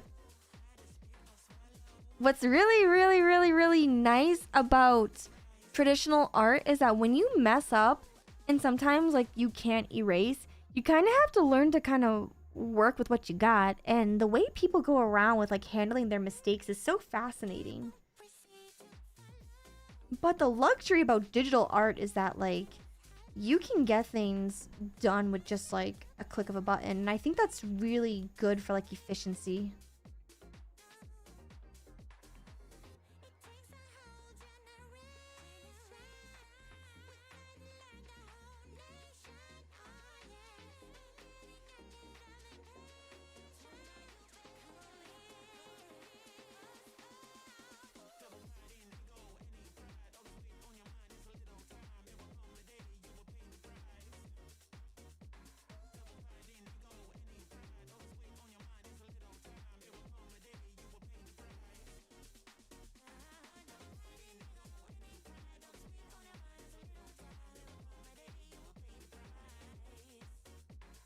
I think I gotta make this a little smaller.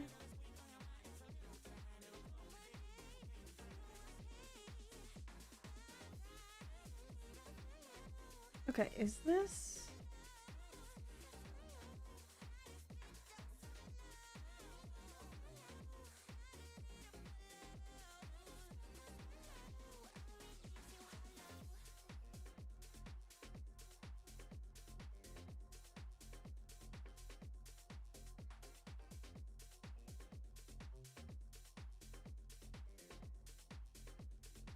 I think it's roughly correct. Again, this is just a rough. So, and the reason why I keep repeating myself is because I have the sudden urge to fix this. I'm not even kidding. Like, I really have the sudden urge to delete this and just keep redoing it. But I have to keep telling myself, we are not trying to be perfect. We're trying to get the concept out. We're trying to work on the concept. So, I have to remind myself that.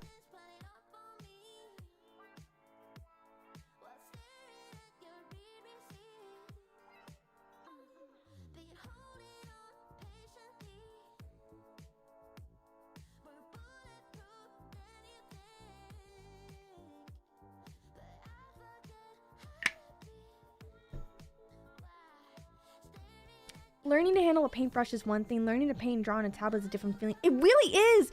So one thing that I do like about drawing on my iPad is that you can get like this paper filter, not filter, this paper screen protector, and it feels like paper. Because I like traditional art a lot. I love the feeling of just drawing on paper. I like the sound. And yeah, one of my moderators, Kiwi, she's the one who told me about it.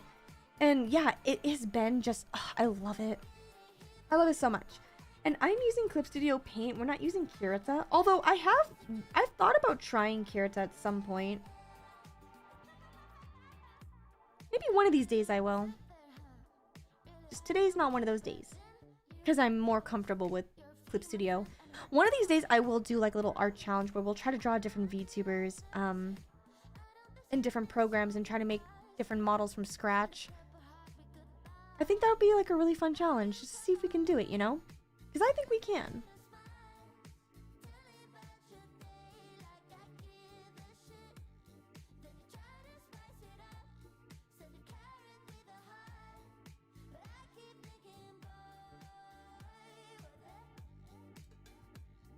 Let's see.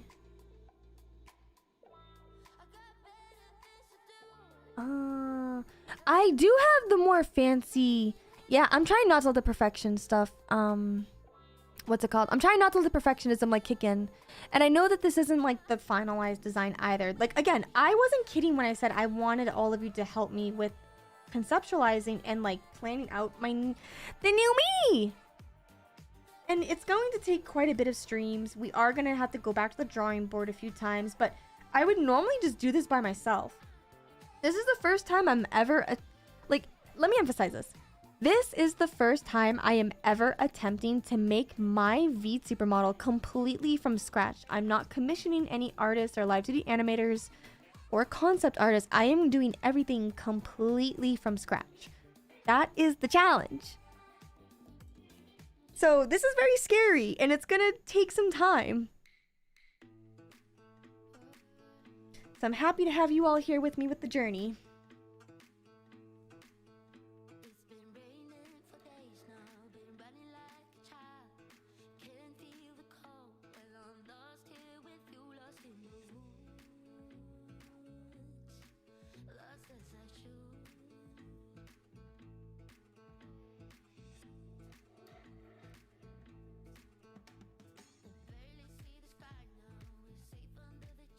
Oh yeah, these definitely look more sleepy, that's for sure.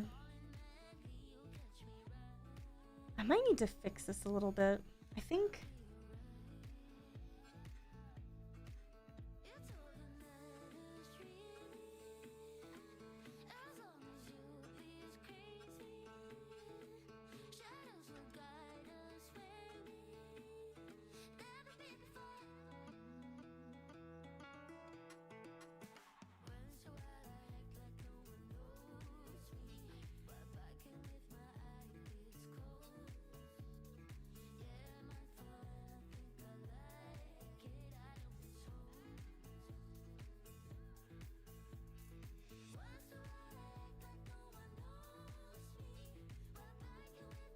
Let's see.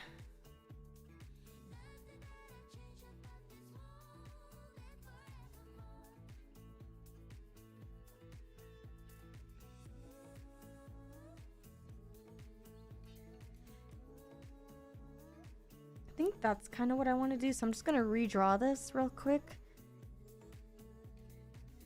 to fix that.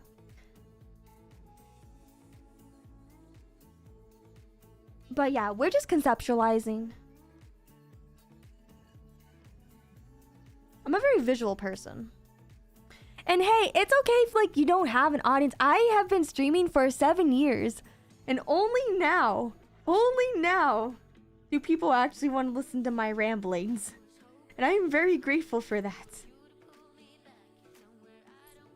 And honestly, sometimes people are like really anxious to like draw in front of people. This is nerve-wracking. I know I'm pulling it off really well, but this is really nerve-wracking because people are just judging my art actively. And I can't like, you know, show you the finalized perfected product, you know? Like you're literally watching me like make mistakes and having to redo stuff, and like that's just really nerve-wracking. But I told myself this morning, I'm like, listen, Mari, you always complain about how you want to make your own model and how you really just want to just do it yourself because you have all these ideas and you just want to get them done. Well, you're never going to get them done if you sit there and just complain. You need to stop being scared and just start doing it. You need to start doing the things you say you're going to do and actually mean them. And so yeah, I've been trying to do the things I say I'm going to do, instead of just giving up last minute.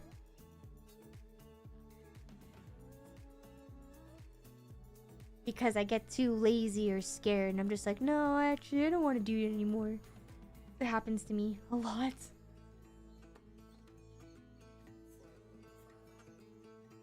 But we're gonna do it.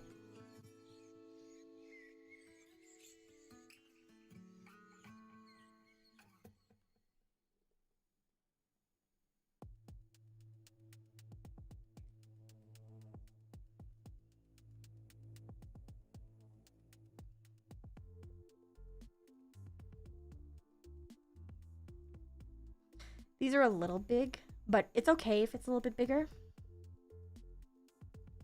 I actually don't mind that. Because again, it's just for the concept.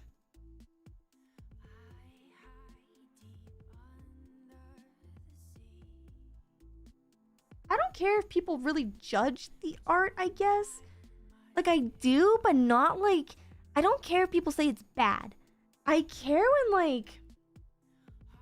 people try to tell me that I'm doing something wrong because I'm not doing it the way they draw. And I'm just like, listen, everybody has their own way on how they draw. Mine is a little unorthodox. And I'm aware of it, but it's what I'm comfortable with. And I don't mind being a little slower because it's my process. It's my process.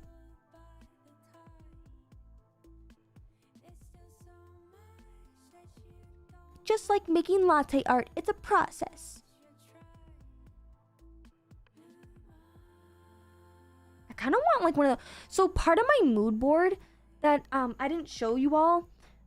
Okay, please don't judge the AI art. I didn't know some of this was AI art when I was making this, okay? I didn't know, so don't judge me, okay? So shut up. I know some of it is AI. But part of like what I had put on the mood board is having like these types of eyebrows where it's like these little type of eyebrows. So I'm gonna attempt to do that with this eye shape.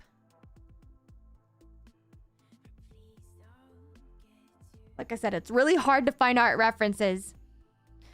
You're gonna have a job in time. So I wish I had. I need to make an Amazon affiliate account because I know some people, they want like the the equipment that I have, and rather than me like telling you and having you type it out because you might not pick out the exact one that I have, I think what I'll do tomorrow, because I'm not streaming tomorrow.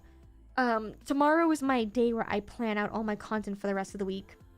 What I'll do tomorrow is I'll make an Amazon affiliate account and I will directly link everything that, like the exact thing that I use. So that way, if you ever want to use the stuff that I'm using, you can get it and I get a little bit of a commission when you use my link, you know? It doesn't cost extra. It literally costs nothing extra. It just, you know, kind of gives me a little bit of a commission. I'm like, that'd be kind of nice. That'd be kind of nice. So yeah, I think I'm gonna draw like these types of eyebrows.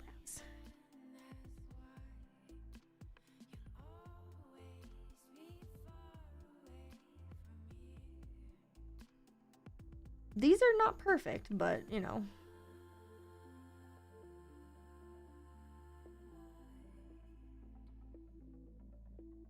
These look like little teardrops. I think it's cute. I have always thought that these eyebrows are cute. And I want to pull them off.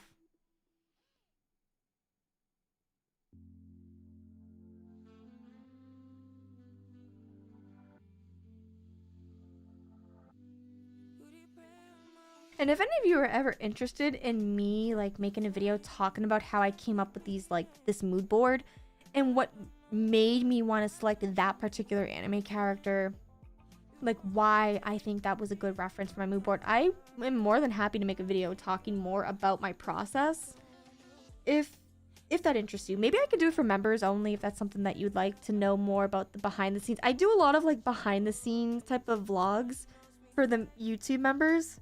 So if you're ever curious about my process with things and how I come up with my ideas, like if you really want to just pick apart my brain, that's why I recommend people join the membership, because I do vlogs talking about that kind of stuff. It's not going to be like, they're not edited. Like it's just me kind of sitting here talking and explaining to you like how I come up with the things that I do and explaining the logic behind it.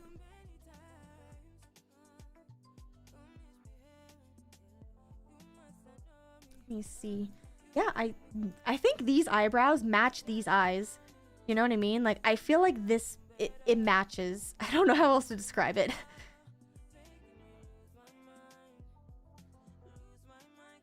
Okay.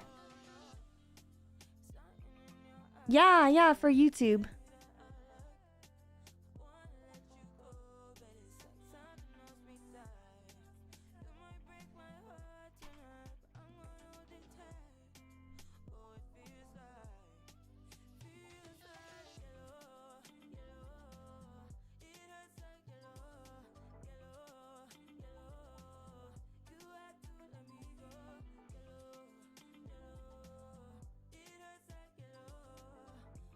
All right, we're gonna draw the last face really quickly.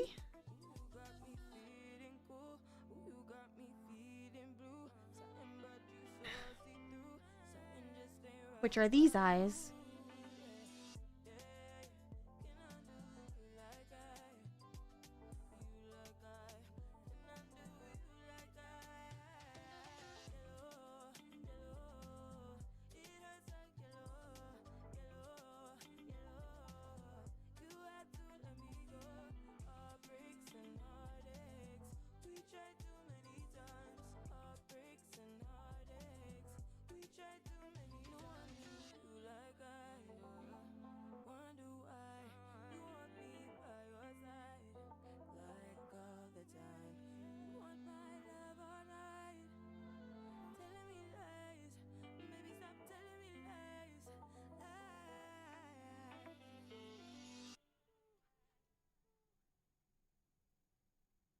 Just one glass in, you're already on my mind. When it gets late, I always realize that I need you. Are you I think this is the right length. It's, you know, maybe I can make these a little smaller. Just a smidge smaller. Yeah, that looks about right. Okay, yeah, that looks about right.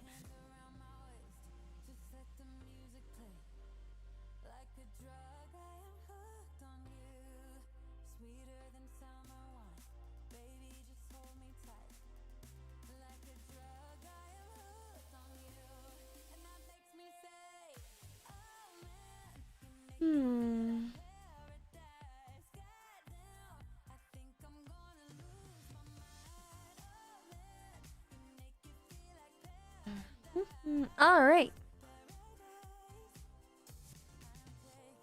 Let's do this.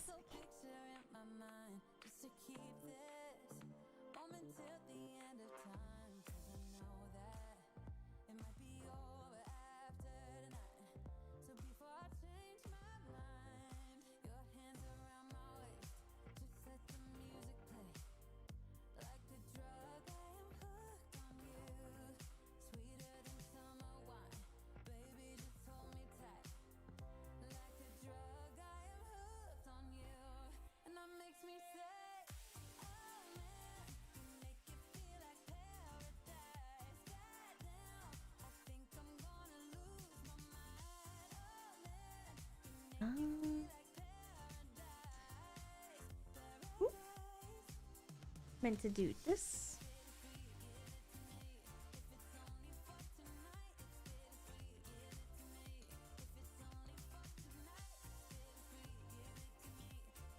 These are the EP eyes.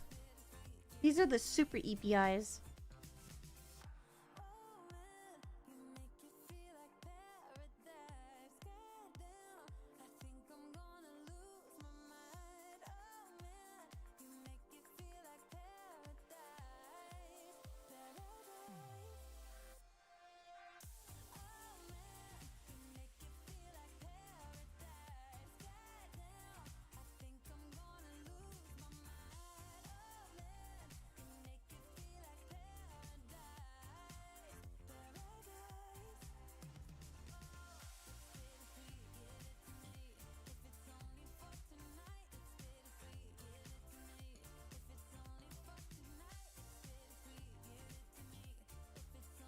Yeah, I think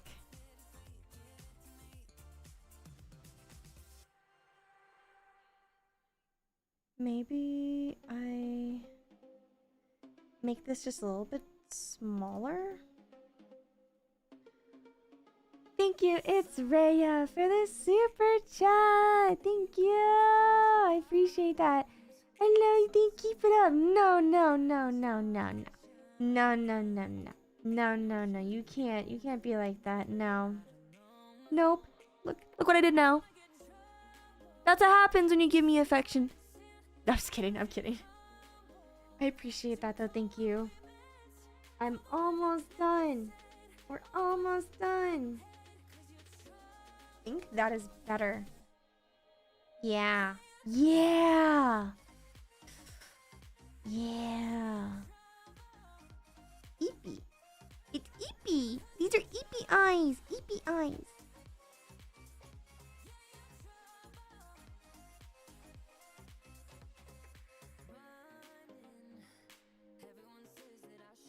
These are Eepy eyes.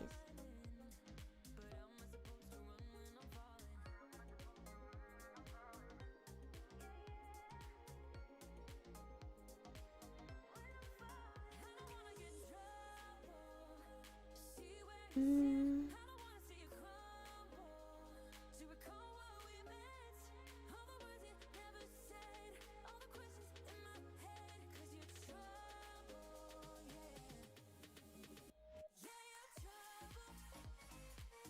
I kind of like how that is right there, so that's what we're copying right now. Although I think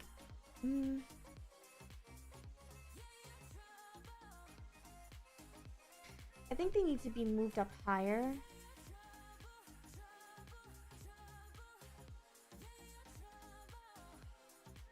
Hey, for once I pronounced something correctly. I'm really bad at pronouncing things, I'm not gonna lie.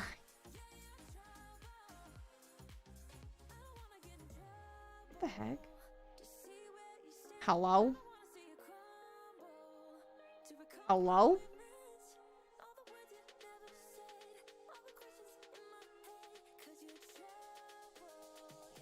Okay, I was like, that's so weird. Why is it doing that?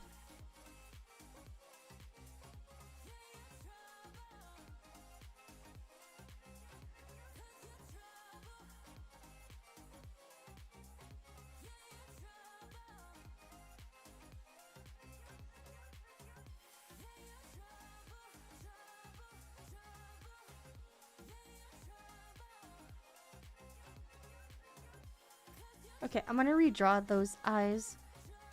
Eyebrows. I'm just gonna redraw that. I have people who mispronounce my name all the time. I've gotten used to it though. It's not like the big deal because it's hard sometimes. It really is hard. But it does feel good when someone gets it right.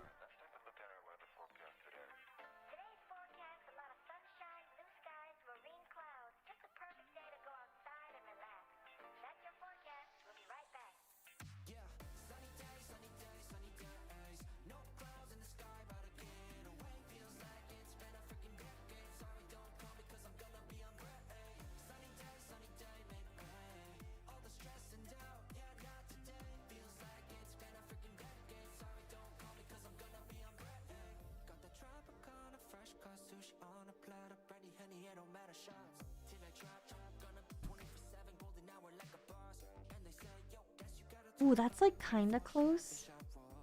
Like kinda close. A bit thinner though, right? I think I got it. Yeah, I think I got it.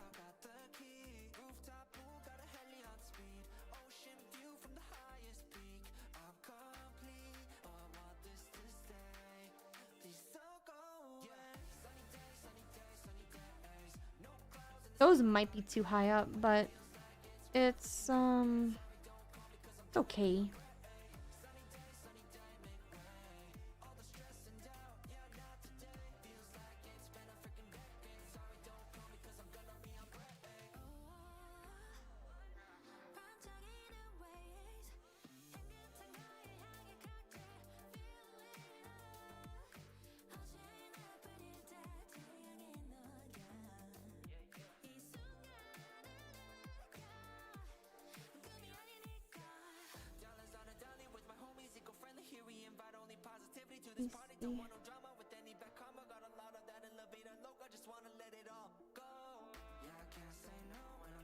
Yeah, that's a bit more accurate.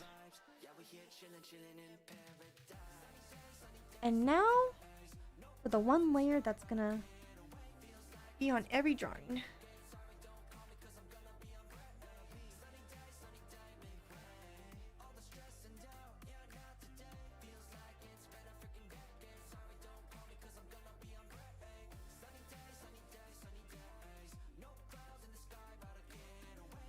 do a little surprise face.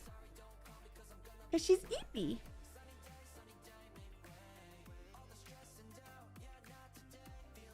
I might have placed the mouth a little too far down. It's like something like that, right? She Eepy.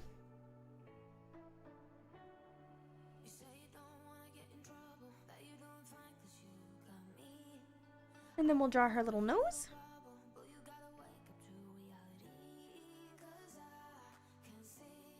Okay, so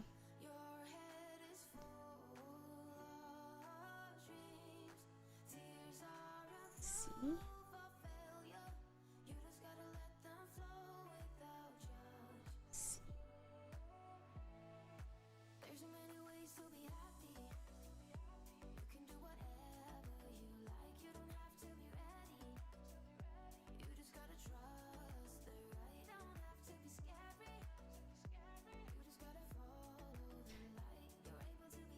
Said thank you for all your tutorial content. I'm glad. I plan on making more tutorials pretty soon. Yeah, but you know, everyone who's just tuning in now, thank you so much for hanging out with me today. Let me show you the final results of all 3 images, and you tell me which one you like so far, and then I'll do a little poll after stream. So we have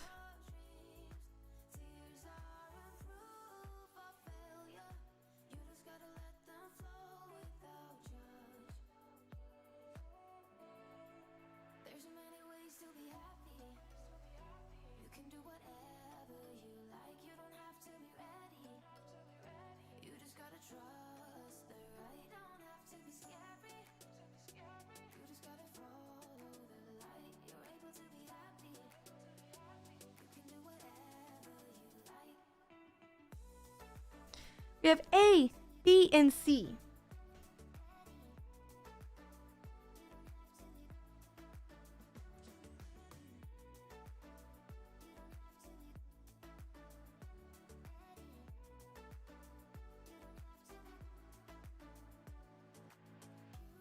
Yeah, I like that. A, B, and C.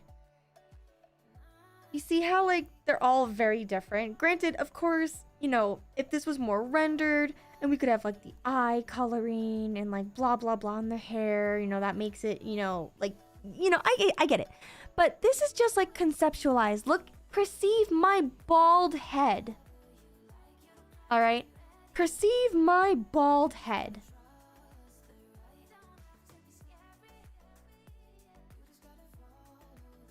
Angry. No, I'm just kidding. So, the concept that we are going for is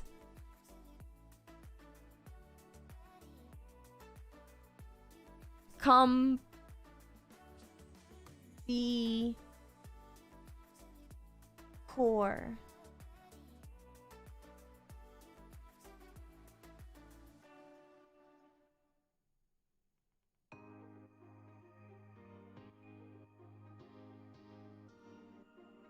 Sleepy. You know what? Let's fix that.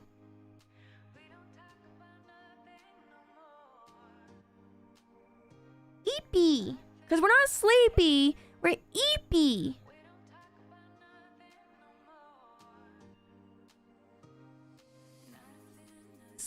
Eepy cat girl.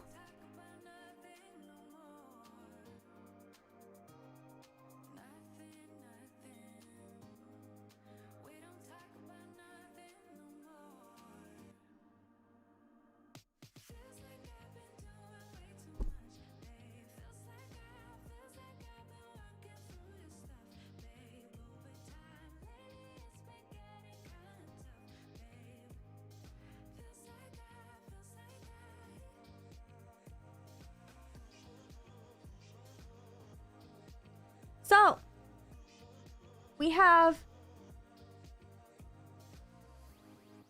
well, I don't know why I did equals. These are the 3 things we're combining. We have girl boss plus EP cat girl and comfy core. That is the concept. So based off of that, and again, I can change the eyebrows to whichever face feels more. I just kind of like did what I thought looks the best. And this will get rendered more and more, you know, played around with and stuff. But yeah, so I'm seeing some bro, I just got it out of some random VTuber debut and it's not me. You like B or C? A? Okay, A. I feel like A is more common with VTubers. Like I feel like I see a lot of VTubers who have style A. B is like a good in-between. Although B kind of has a bit more of like a young kind of mischievous-esque. It could also be because of the eyebrows. And C is like hardcore sleepy. It's almost kind of like sad. And like I could play around with this more. I'm just trying to get like a general vibe of how everybody's feeling. And then of course I will play with this more as time goes on. But yeah, I'm getting some good advice now. So yes, this is the result, everybody. Thank you so much for hanging out with me today.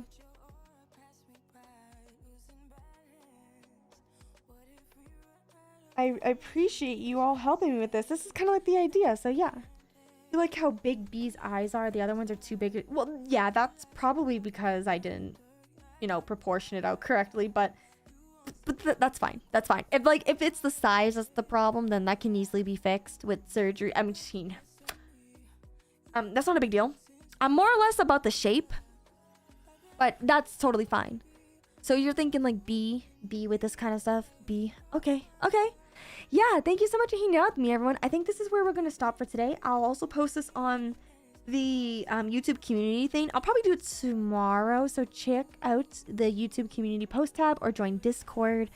And yeah, I'll get more of your opinions after.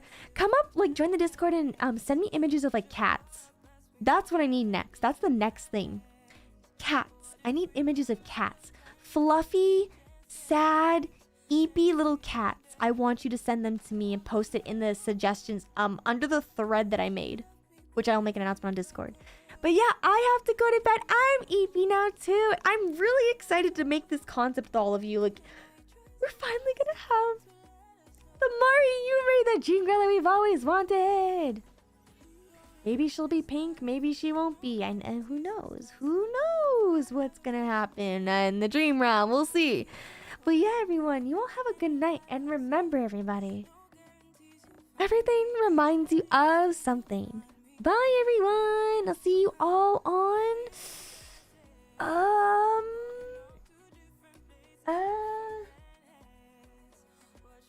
I'll see you all on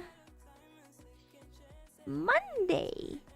I'll see you all on Monday. Bye, everyone.